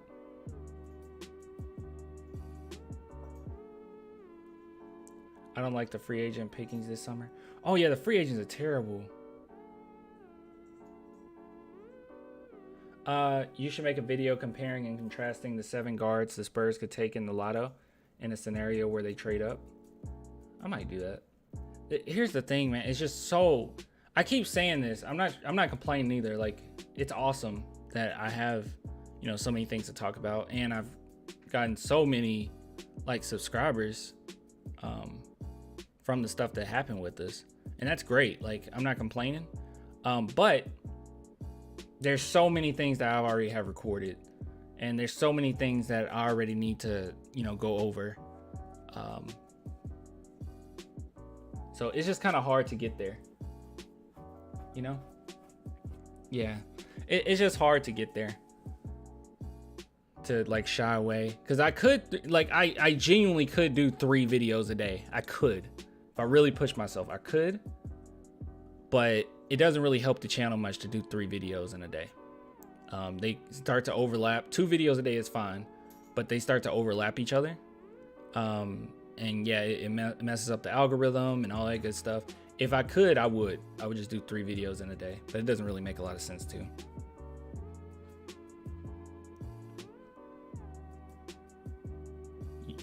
Just 1 a day. You don't need to do more than 1 a day. That's the thing, but there's so many things to talk about. Like, okay, here, I'll give you an example. Hold on, I'll go to the videos. All right, so like, for instance, so today I had to talk about the Spurs trading up, and these are some of the videos that's already recorded.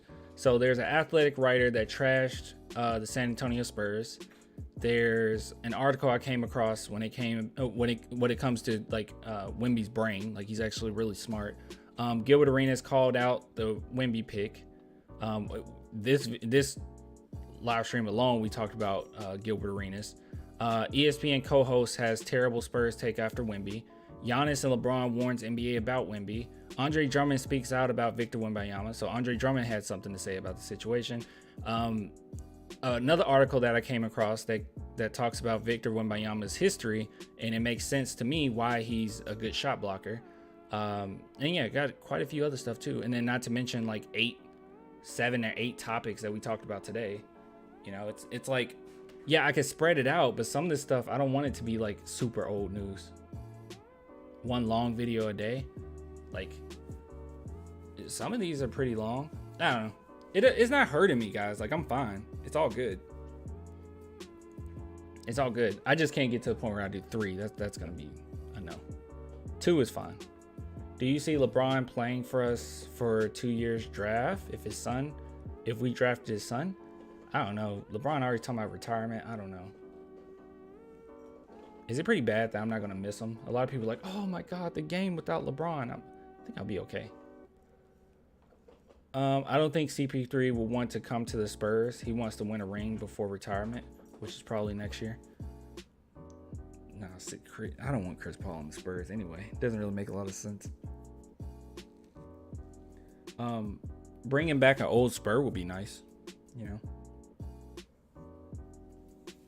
just for some leadership.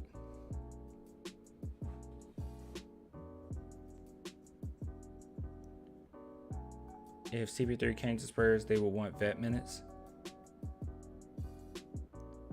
Yeah.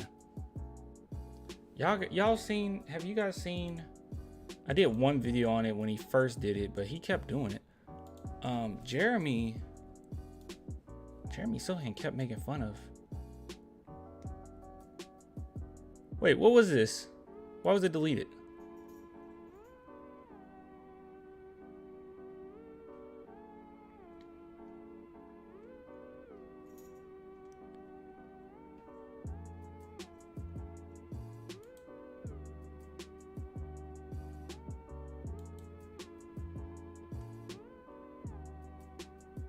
What happened?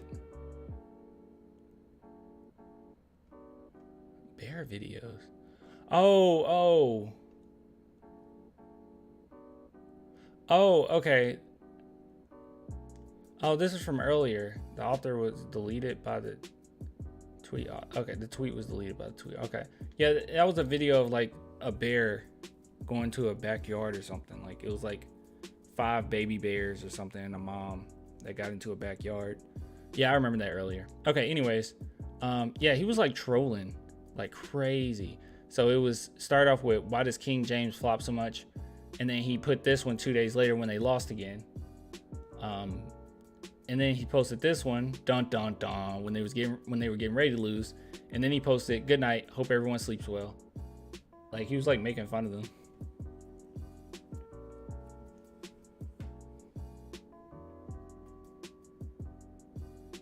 Hello from France. Hello. Trade for Dylan Brooks. You don't have to trade for Dylan Brooks. Isn't he a free agent? That wasn't actually Jeremy. It was a fake account pretending to be him. No, that was Jeremy Sohan. Nope, it's Jeremy Sohan. Clan, you want the Nuggets or Heat to win the championship? Nuggets, because I just love Jokic so much. By the way, I hate Twitter now. Like, it wasn't that great when I first got on it, but I'll be honest with you guys, after Elon took over, it's been terrible. I mean, it's been terrible. The things that end up on my timeline is just terrible things. Where it's like, I don't want to see this. This is terrible. Also, like, check marks being gone and you paying for check marks, it just makes everything so confusing. You don't know who's official, who's not. Like, this is the real Jeremy Sohan, but like, you don't know that. It's so confusing. It's weird, man. Weird. Clan, where's the dark mode? He's not paying the $5. Who wants to pay $5 for a check mark? It's stupid. I wanted a check mark because I was like, okay, I wanted like it to be official, you know? I want it to be official. I want it to be like the official, hey. Not, oh, let me pay for a check mark. What? Why? Who cares? It's actually $8. Who would do? Who? By the way, HBO Max is about to be fire. By the way, I already projected this, or is it projected? Is that what I predicted? That's the word I meant. That I thought HBO would be one of the ones last standing. I think not Twitter. I think Netflix is gonna be out. Like, they're gonna be gone. But the fact that HBO combined with Discovery Plus is so fire, bro. Cause I like 90 Day Fiance. I don't know about you guys, but that's a good show. Now, of recent, it's been a little ridiculous and obviously pretty staged, when, you know, unethical with some things. But I love 90 Day Fiance. Am I the only one? I like it. I'll watch 90 Day Fiance with a mimosa. I love that show. Check my DMs.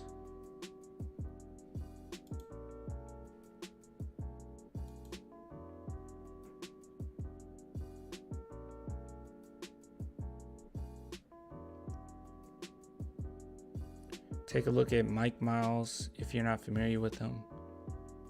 Okay. He kept improving ever since. I really believe that Spurs might take a shot at him if he's still on the board at 44. All right, I'll make a note. Give me a second.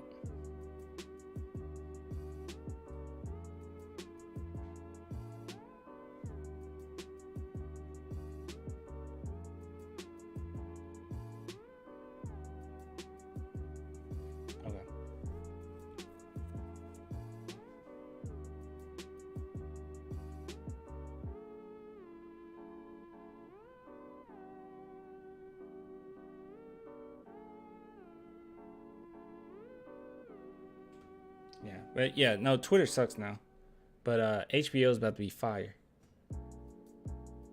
What's up, Chase?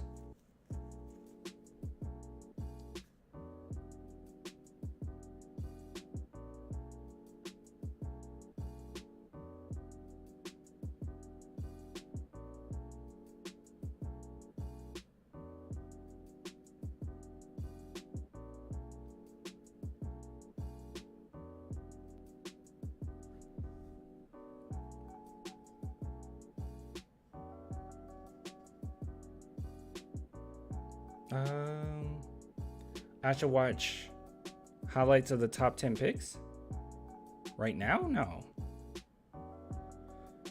Whew. Hip hop retires. Who should he hire? I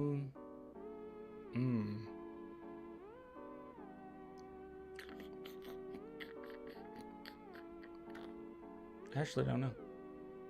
I have to think about it.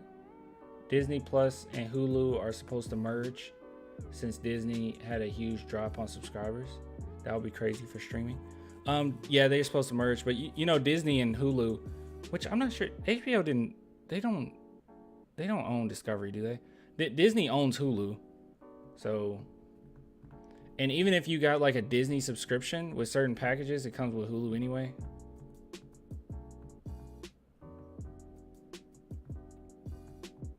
Disney Plus is lame, bro. Disney Plus is trash.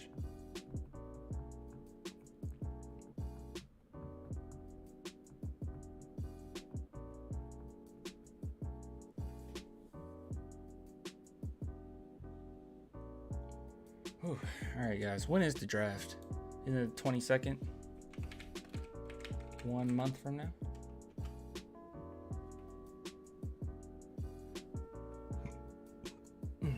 Disney woke, that's why. They're trash? That's not why they're trash. They're trash because they regurgitate the same thing over and over. At this point, I don't even know what woke is. It's so overused with people. I don't know. Say it's a bad thing, but I mean, most of the time it's just like representation. And then people say, that's terrible. That's woke. And it's like, okay. I don't think it is, but okay.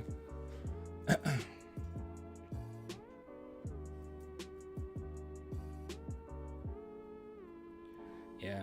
I mean, because Disney, don't get me wrong, like Disney does things that are irritating. I mean, they definitely do things that's irritating, okay? Like, it's representation, but it's not, like, real representation. But I'll say this right now. What they do is 5 times better than, like, if you ignored it or if you didn't do it at all. It's just that Disney overall, they Disney-fy things to the point where they destroy the products. Like Star Wars, I don't know what the heck that was. I mean, I don't know what the heck that was. They were so scared to do anything. I mean, everything they did with those movies sucked. It was like, what the heck is going on? Started off with good premises and then just terrible. And then the Star Wars shows, I don't know, it just gets bad. You know, at first when they first got Spider-Man, I was actually really excited. I was like, oh, cool, because we haven't had a good Spider-Man movie in a while. You know, because the Amazing Spider-Man movies were not good. I mean, they weren't good, right?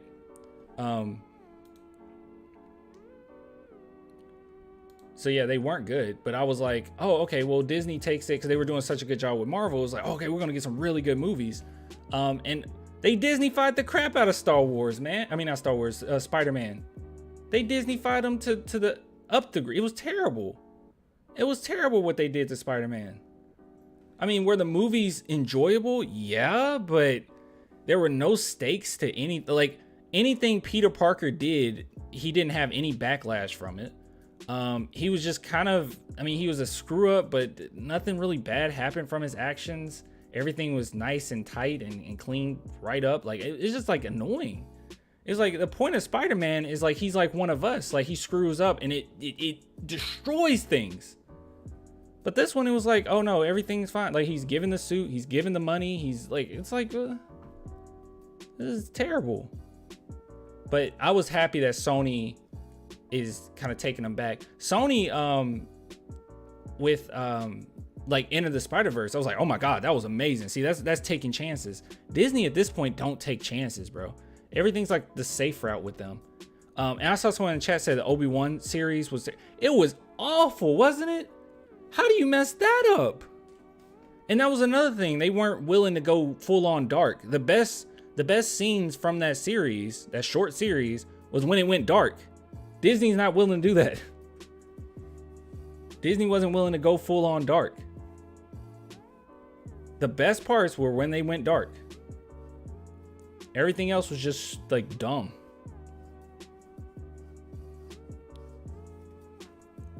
Just too much Disney fine.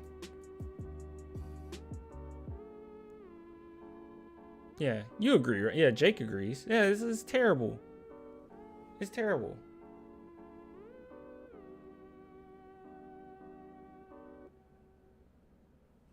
Who do you think has the worst NBA takes? I feel like every time I think of someone as the biggest clown, someone else comes along and fight for that crown. Skip. Skip. Either Skip or Perkins. They're pretty terrible. Disney owns everything. They really do. Disney lost its magic touch with their movies. It's so business. It really is, bro. Like, where is the specialness? And even with stuff where it's like, even when it's stuff where it's like, okay, we're doing a live action version of it. Why? Why is there a live action mermaid coming? Why? Why are we doing this? That live action Lion King suck. Actually, all the live actions kind of suck. Why are we doing this? Just so safe. They know they're gonna make a stupid amount of money and they do it. It's so dumb. I don't need a live action anything. And the sad part about all of it is Pixar hasn't been that great. As recent? Hold on. I mean, and don't get me wrong, Disney has some hitters in there, you know. Wait. Coco's a Pixar? What am I thinking? I mean, one of my favorite Disney movies that came out not too long ago was Zootopia. And that's phenomenal. But like Pixar hasn't been really great. Hold on, let me see if I can feature film. Just see. Here we go. Lightyear sucked. Turning Red was good, but could have been better, I thought. Okay, I didn't see Luca, to be fair. Soul was cool. I liked it, but it was cool. It was all right. Onward was missing quite a bit. It made me cry at the end only because they did their Pixarisms. Toy Story 4 was phenomenal, as always. Toy Story is always great. Incredible 2 sucked. I don't care what anyone say. Incredible 2 sucked. Yeah, Soul was good. You said no, Pixar's still good? I feel like at one point, okay, I might just be in my feelings. I feel, but because I feel like at one point they were like back to back, great. Okay, so let's see, great, terrible, great. You see what I'm saying? Like it was a roll. Terrible. Because this just had no room to be good, honestly. Good, terrible. Good, terrible, not good. I didn't like Finding Dory. Terrible. Great, terrible, good. You see, it started becoming more inconsistent. Once we got to, I don't even know what year this is. You see what I'm saying? You didn't like Toy Story 4? Well, it was still a good movie. Bro, Inside Out, one of the best. I think I said that. Didn't I say great for Inside Out? Yeah, I said great. I said bad here. I said Monsters University was bad. Yeah, Finding Dory was terrible. Yeah, it was terrible. What was the point of this movie? This movie was like, it was like if you went to the special features in Finding Nemo. Like it was like a story that you could have found as an extra scene from the original Finding Nemo DVD. Like there was no point for this to be a film. I thought it was absolute trash.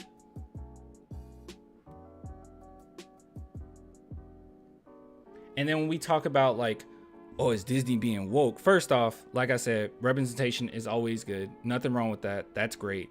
But I will say that they're kind of fake sometimes. Like, for instance, how they added that one scene in Finding Dory where it's like, oh, cool. Like, it's a gay couple or whatever. That's cool. Like a queer couple. Cool. That's great. But it's like really short. It's not like they're like pieces to the story or anything. It's really short. And the reason why it's really short is because when they show this same film over in China, who's much more conservative, they could take it out. Like they could take it out of the movie. They do that stuff all the time. That's why it's like really quick. They did the same thing in Onward, if you guys remember. The police officer in Onward, she was like, she said something like, oh, my wife is at home or something like that. Really quick, Why is that? Because they can replace what she said very easily for China. Like it's bull. That's BS.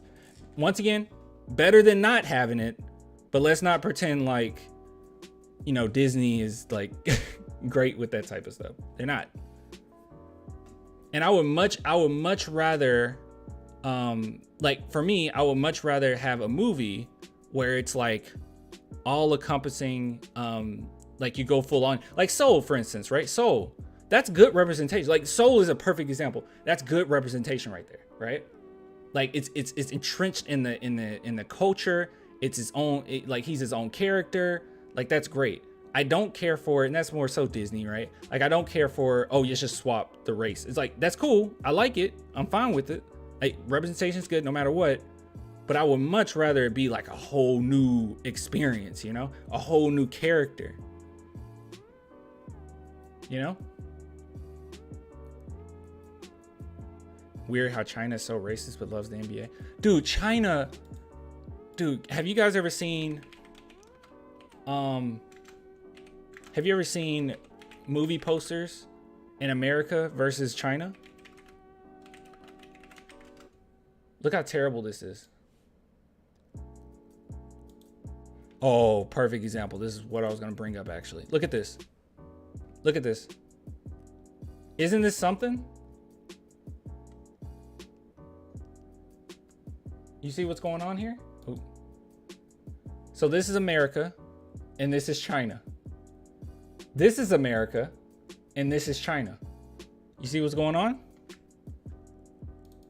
Gosh, I wish I could just, hold on, let me open up a different. All right, here we go. Look at this. Look at Finn. And where the heck is Finn on the China poster? He's all the way down here. Guys, this is the Force Awakens. He's like a main character. He's a main character. He's the first character you meet. And China said, nah, we're gonna put him all the way down here. He's not that important. Disgusting. Absolutely disgusting. And then look at this. How do you run away from this? We're gonna put the mask on. It's terrible. The robot is bigger. Where is it? Oh yeah, look. Yeah, they made him. The robot is bigger than Finn. That's wild. Look at that. What's his name? It's not 3CPO. What is it? What's this one's name? We're gonna put the mask on. Yeah, we're just gonna put the mask on him. We're gonna trick you to go see it. Disgusting. BB-8. Okay, BB-8. Okay. R2-D2. Okay, what the heck did I say? It's not R2-D2. It's BB-8. Jackie Chan said the first time he saw a black person in real life was when he filmed Russia. No, really? Other than that, he openly seen black people on TV. Oh, okay. I didn't know that. But yeah, disgusting. Anyways, yeah. But you see what I'm saying though, right? Like Pixar used to be flawless. Apart from Cars, they were flawless. This is perfection. This is perfection. This is perfection. This is perfection. And then it's like, what the heck is going on? Now it's just like let's see. Out of the last 1, 2, 3, 4, 5, 6, 7, 8, 9, 10, 11, 12, 13. Out of the last 13 movies,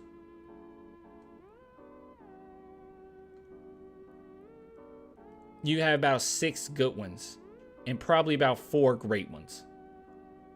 That's unheard of for them. Let's look at Disney movies, because believe it or not, they are a different thing.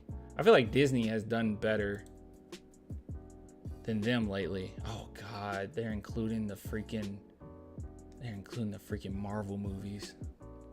Hold on, let's not do that. Let's do animation. Oh God. They're in order though, right? Oh God, they're not in order. Oh no, they're in order by alphabet. Oh my God, alphabetical. No. Oh my God. No, we can't do that. Hold on. List of Disney films. Okay, this is better. Maybe. Oh gosh. All right, here's the Renaissance. And God, they make so many movies. All right. No, I can't do it this way either. There's so many in here that. Let's see. List of Disney picture. Disney. All right, let's do Disney animated movies. They make too many. Gosh, I just want it by year. God dang it. Featured films. Oh wait. Walt Disney Animation Studios. Okay, is this by year? This is by year. Okay, cool. Wait, this isn't by year. There was much more after this. Is this by year? By the way, this is a representation you don't want, okay? Princess and the Frog, okay? The frog, the whole movie. Oh, wait, this is a very specific studio? Okay, I'm so confused. Okay. No, I think this is all of them, right? All right, okay. Disney, as of late, has been better than Pixar, I think. All right, so I think Tangled was pretty good. Winnie the Pooh movie was great, okay? Believe it or not, Illumination movies are... Oh, you're trolling me. We're going to look at that in a minute. Illumination suck. Wait, Illumination has been going crazy with them? Oh, no, guys. They suck. Okay, so Tangled's good. Winnie the Pooh movie's good. Wreck-It Ralph was good. Frozen, not my cup of tea, but I will admit it was good. It was okay. Big Hero 6, oh my God, masterpiece. Zootopia, one of the greatest films ever, okay? This is another example of when we talk about like representation that you want, okay? The things that they taught in this movie, just beautiful, just absolutely beautiful. Great film. Great. Everyone go watch. If you have not seen Zootopia, watch it. It's one of the greatest animated films I've ever seen. It's so smart, so clever, fun, funny, a lot of emotional beats in it. Yeah, they just, oh man, they attack so many different systemic issues. Zootopia is awesome. Oh, it's so good. It's so good. The way that this is another thing. The problem with movies like Cars is that their world doesn't make sense. You know, it's like, okay, cars live here, but like, why are things built this way? Why are they just like, why are cars just thrown into our world? Basically, it doesn't make a lot of sense. But Zootopia, every single detail makes sense of their world. It's a whole new world. It's just a beautiful film. Not only, you know, even if you don't go in for like the messaging, because it's like really good messaging when it comes to like racism and sexism, and it's only things that, like, it's good lessons for kids, but it's things that you really pick up on. It hits much harder if you're an adult. Like, it's a great film, like just perfect. Nothing tops Zootopia in my opinion. But even if you don't care for those things, like just the world building, man, the characters, it's a great movie. It's like Beastars, but Disney version. Yeah, exactly. Yeah. All right. Great film. Moana. Oh my God. Moana's amazing. Oh, Moana's amazing. Every path I take, every move I make. Oh, so good. That song is so bumping, dude. It's a bop. It slaps. I don't even remember the lyrics. It finds me. Ooh, that's a banger. I'm gonna listen to that after I get off the stream. It's so good. Oh, it's such a good song. No one knows how far it goes. Oh, it's so awesome. And then The Rock is great in that movie too. And it hits his typical Disney beats, you know. It is typical Disney beats. Oh, another example of good representation, by the way. New characters. They didn't just like throw in a scene of someone being brown or someone being gay or something. Like, they didn't just like, oh, here's a scene so we can erase it once it gets to China. Like, they didn't do that.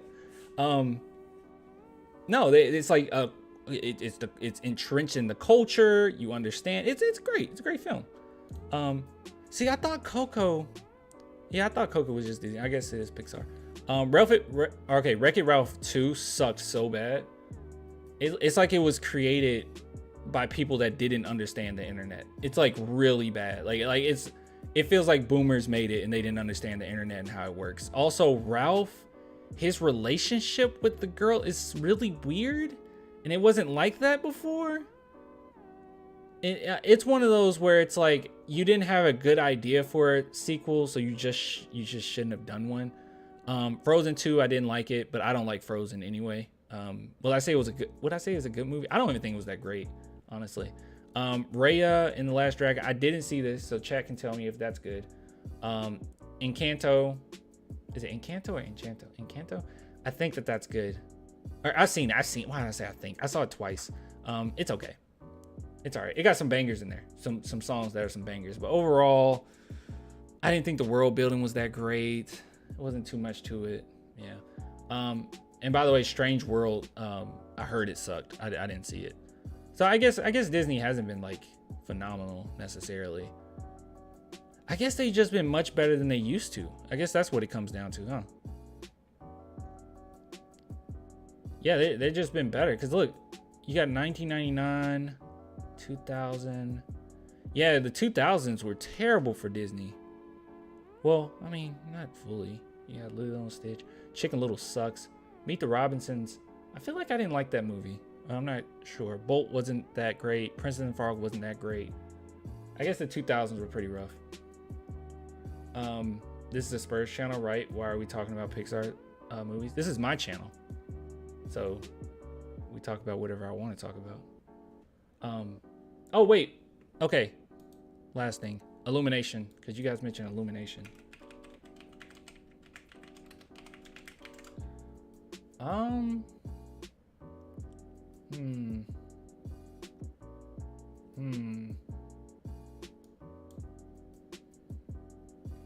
Let's see. Because you guys said Illumination's good. I don't... Gosh. Because Illumination movies kind of suck too. Here we go. You probably think that they're great, but they're really not. Do they have a list of their movies like Disney does? Oh, I guess they do. Oh my God, it's way bigger. Can we make it smaller? No, we can't. Okay, whatever. All right, let's see. Oh, guys, Illumination sucks so bad. Oh my God. Okay, so you start off with Despicable Me. Great. Hop sucks. The Lorax sucks. Despicable Me 2, it's okay. Minions, it's okay. The Secret Life of Pets is missing something. It's okay, I guess. Sing sucks. Despicable Me 3 sucks. The Grinch, they destroyed the Grinch, bro. What is this happy-go-lucky Grinch they created? It sucks. It sucks so bad. I hate this film. It's terrible. Just watch the shorter version of it. That was created in like whatever, the 90s or whatever. I don't remember when it was made. 80s, I don't know. The Secret Life of Pets 2 sucks. Sing 2, I haven't seen it. Probably sucks. I don't know. Minions: The Rise of Gru. I think that's still coming out, right? That hasn't come out. And Super Mario movie, which I enjoyed it, but I also realized that the only reason I enjoy it is because it's Mario. It's because it's Mario, and then there's not that many great video game adaptation films. Those are the two reasons that I like the movie. Like it's better than your typical video game adaptation. But I will say this: it doesn't have a plot. It suffers from Illumination. If it was made by Pixar or Disney, it would have been so much more. It could have been so much more. But it's just not. You love it because you love Mario. And is it fun? Does it have some funny moments? Sure, but like it doesn't really have a plot. You know? I don't know. By the way, don't know if you heard, but Wemby said he wants to beat the USA on next year's Olympic Games. Oh, that would be iconic. Be like Manu, right? But yeah, so if you're wondering if Super Mario movie sucks, it's like this, man. If you love Mario and you just want to see Mario references, it's okay. It's okay, but it could have been so much more. You said it's a kids movie. It's a kids movie, but like that doesn't give it an excuse. I mean, we literally just went through a plethora of different films that you can't just use that argument for, right? Like Winnie the Pooh is great no matter who's watching it. Wreck-It Ralph is great no matter who's watching it. Big Hero 6 is great no matter who watches it. Moana, Zootopia, like these movies are more than just the, oh, it's for babies. And I feel like unfortunately that's what they did with Super Mario. It was just like, oh, it's just for babies. Like plot wise, there is no plot. You said I say there's a plot. It's just basic though. There's no, yeah, it's just a basic. It's just it doesn't make sense. Like seriously, if we take back and we just say, okay, look, it's not like Wreck-It Ralph, the way they did it with the video games, it made sense. It's his own world within this video game or whatever. The way they did it with Mario was just like, oh, he got sucked into a pipe that no one else says. I mean, there's been workers down there before. They never got sucked. It's just this magical pipe, and now he's in Mushroom Kingdom, and it doesn't make a lot of sense. It's just there. Despicable Me has a Bad A Pharrell soundtrack though. Wait, I said Despicable Me is good. Oh, you guys, you got it. Did you hear me? I said Despicable Me was great, and then everything else is trash, except for a couple. Like Despicable Me 2 is okay, Minions is okay, and then just everything else just sucks. Most of their movies suck. They are not touching Disney or like Pixar. They're not touching them. Like everything sucks. Hop sucks. The Lorax sucks. These two are okay. Secret Life of Pets sucks. Sing really sucks. I really hate that. Despicable Me 3 sucks. The Grinch, I was angry leaving the theater. I was looking just like this. He wasn't even a Grinch, bro. He was just like mildly annoyed. That was his character. Like he's supposed to be the Grinch. You're a mean one, Mr. Grinch. He wasn't that mean. He wasn't disgusting or like terrible or anything. He was just mildly inconvenienced. He was the mildly it was Dr. Seuss's The Mildly Inconvenienced Grinch.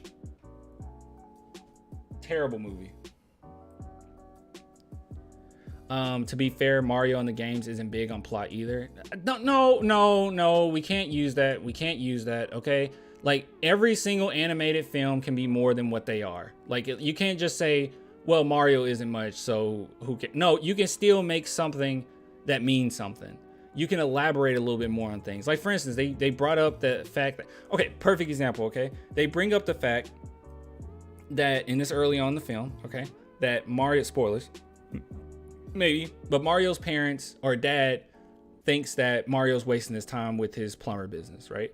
Him and Luigi, and he feels like he's bringing Luigi down. They didn't necessarily elaborate on that, but you look at the end of the movie, where's the arc of that?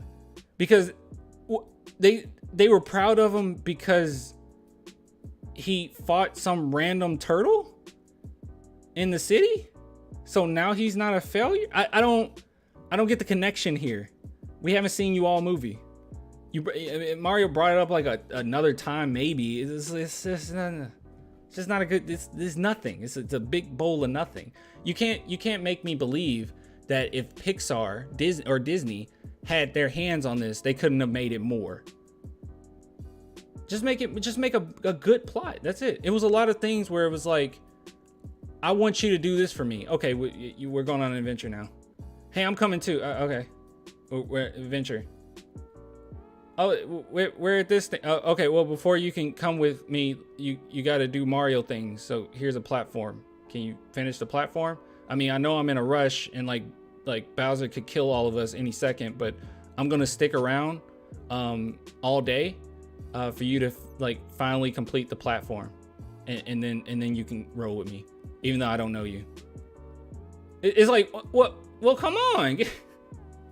Give me something. He shouldn't even been from Brooklyn, bro. It should have just been a, hey, this is just the world. It shouldn't have been the extra stuff. We need a Luigi's Mansion movie. That would be dope. I think, believe it or not, Luigi's Mansion, the first game, has more plot than this. It has more plot. It has more lore. I think it hits a little harder.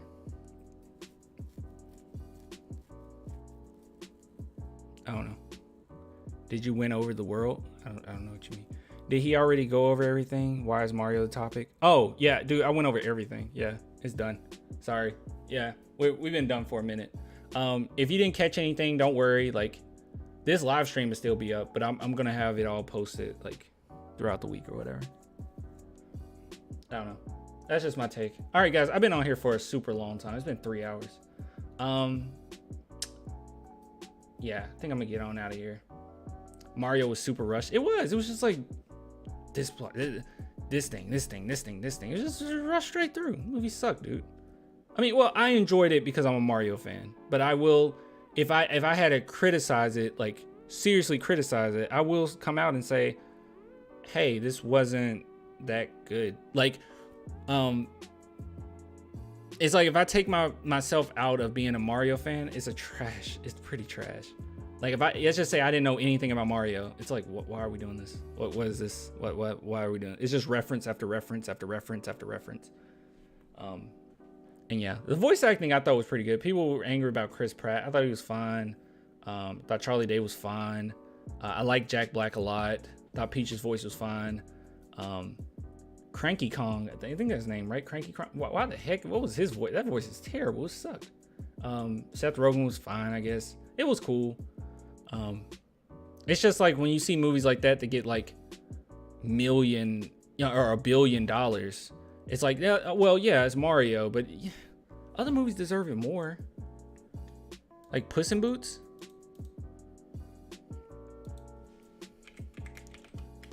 DreamWorks is far ahead of Illumination, by the way.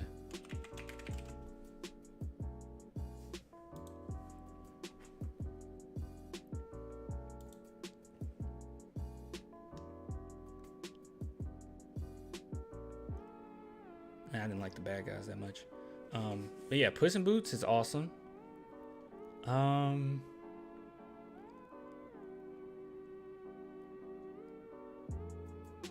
Okay, I'm actually not that impressed. But there's some hitters. They still have more than Illumination. Penguins was a great movie. How to Train Your Dragon, Kung Fu Panda, obviously Madagascar, Shrek, Megamind. I think I liked B-Movie as a kid, but well, I wasn't even a kid. Yeah, I was a kid, but I don't think it was that great. Okay, they're on and off. Okay, sure, but they need a lot of credit for Puss in Boots. I mean, good God. And Teenage Kraken still got to come out, so hopefully that's good. And I don't like any of the Trolls movies, but they're not terrible or anything. John Leguizamo. No, you know who should have been Mario? Just the original voice actor.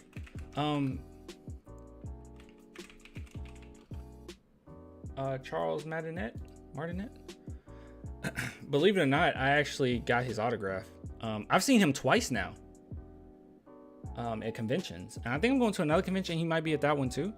But yeah, he's a really nice guy. Like, he's really cool. Yeah, he's a really nice guy. He should have done it. Funny enough, he's in the movie. Do you guys know who he plays in the movie? He plays the guy after the first scene. Is he a Spurs fan? Probably. The bad guy's underrated. I just don't really care for the bad guys that much. What was that movie? Something versus the Machine, like that family that's going against like apocalyptic machines. That was a dope movie. That's on Netflix. I actually don't know what studio made that. Anyways, besides the point. He should have just done the voice. Mitchell's versus the Machines. Yeah, that's a great film. Do you know, Gregory, do you know who made it? That was a Sony. Okay. Sony got some hitters, man. Sony got a few hitters. But yeah, like this guy, he was in the movie. It was the part where they showed the Mario commercial, and then they got off the Mario commercial, and they said, "Do you think the accent is too much?" And he's like, "No, I think it was perfect," or whatever, in the Mario voice. That was him. So they put him in the movie just out of respect, but like, he should have just been Mario. He should have just been Mario. You gave him a cameo, that's great, but he should just like be Mario. And by the way, Nintendo really puts these guys in a bind. I remember when he was getting, like, when we were getting, like, I was getting things signed and other people were getting things signed and stuff, and someone gave him like something they created. It was like a Mario lamp or something like that you can light up or whatever. They created it to bring it to him, and they took a picture, and he was like, please don't post this online because Nintendo would be upset if I'm holding a product that's not theirs. I was like, what? Jeez. Mamma mia. What is that? It's ridiculous. What's your thoughts on DC reboot universe again? I'm happy. They really need to. But honestly, I'm tired of the universe thing. Even Marvel's falling apart now. So like, I'm kind of tired of it. I hope they just keep doing these great films that they've been doing lately. Joker was good. The new Batman was really good. Jeez. Really good movie. Yeah, just do that stuff, man. They're better that way anyway. It's fine. And I hope they eventually make a good Superman movie. Because, whew. What do you think of Guardians 3? I haven't seen it. But the other Marvel stuff lately has been terrible. So I just haven't seen it yet. You guys excited about, I don't know if you guys play a lot of video games. Well, some of you I know you do. Mortal Kombat.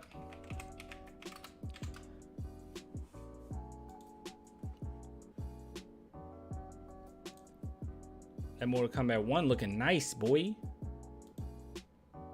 I just need to see some gameplay. They said that they're not going to show gameplay until summer something. Summerfest? Something like that. Now, I hated this. I actually was on the fence. I was like, when they announced that you can get a statue, I was like, oh, snap, you get a statue? And then when I saw this was a statue, I was like, ugh, that's terrible. It's 16.5 inches tall, which is cool, but like, this right here is like, what, 6 inches maybe? What's the point? It's just a trophy. No color. It's lazy. All right, guys. I'm going to go ahead and get off. We talked about everything we could. I'll get with you guys later. I got to go to the bathroom too, to be honest. But I appreciate all the love. Yeah, I hope it's good, man. I can't wait to see gameplay of it. But yeah, I'll get with you guys later. I appreciate all the love. But yeah, if you want to support, clanthemerchfan.com. If I can find the freaking, where is it? Where? Clanthemerchfan.com if you guys want to support. But I'll give it to you later. Bye.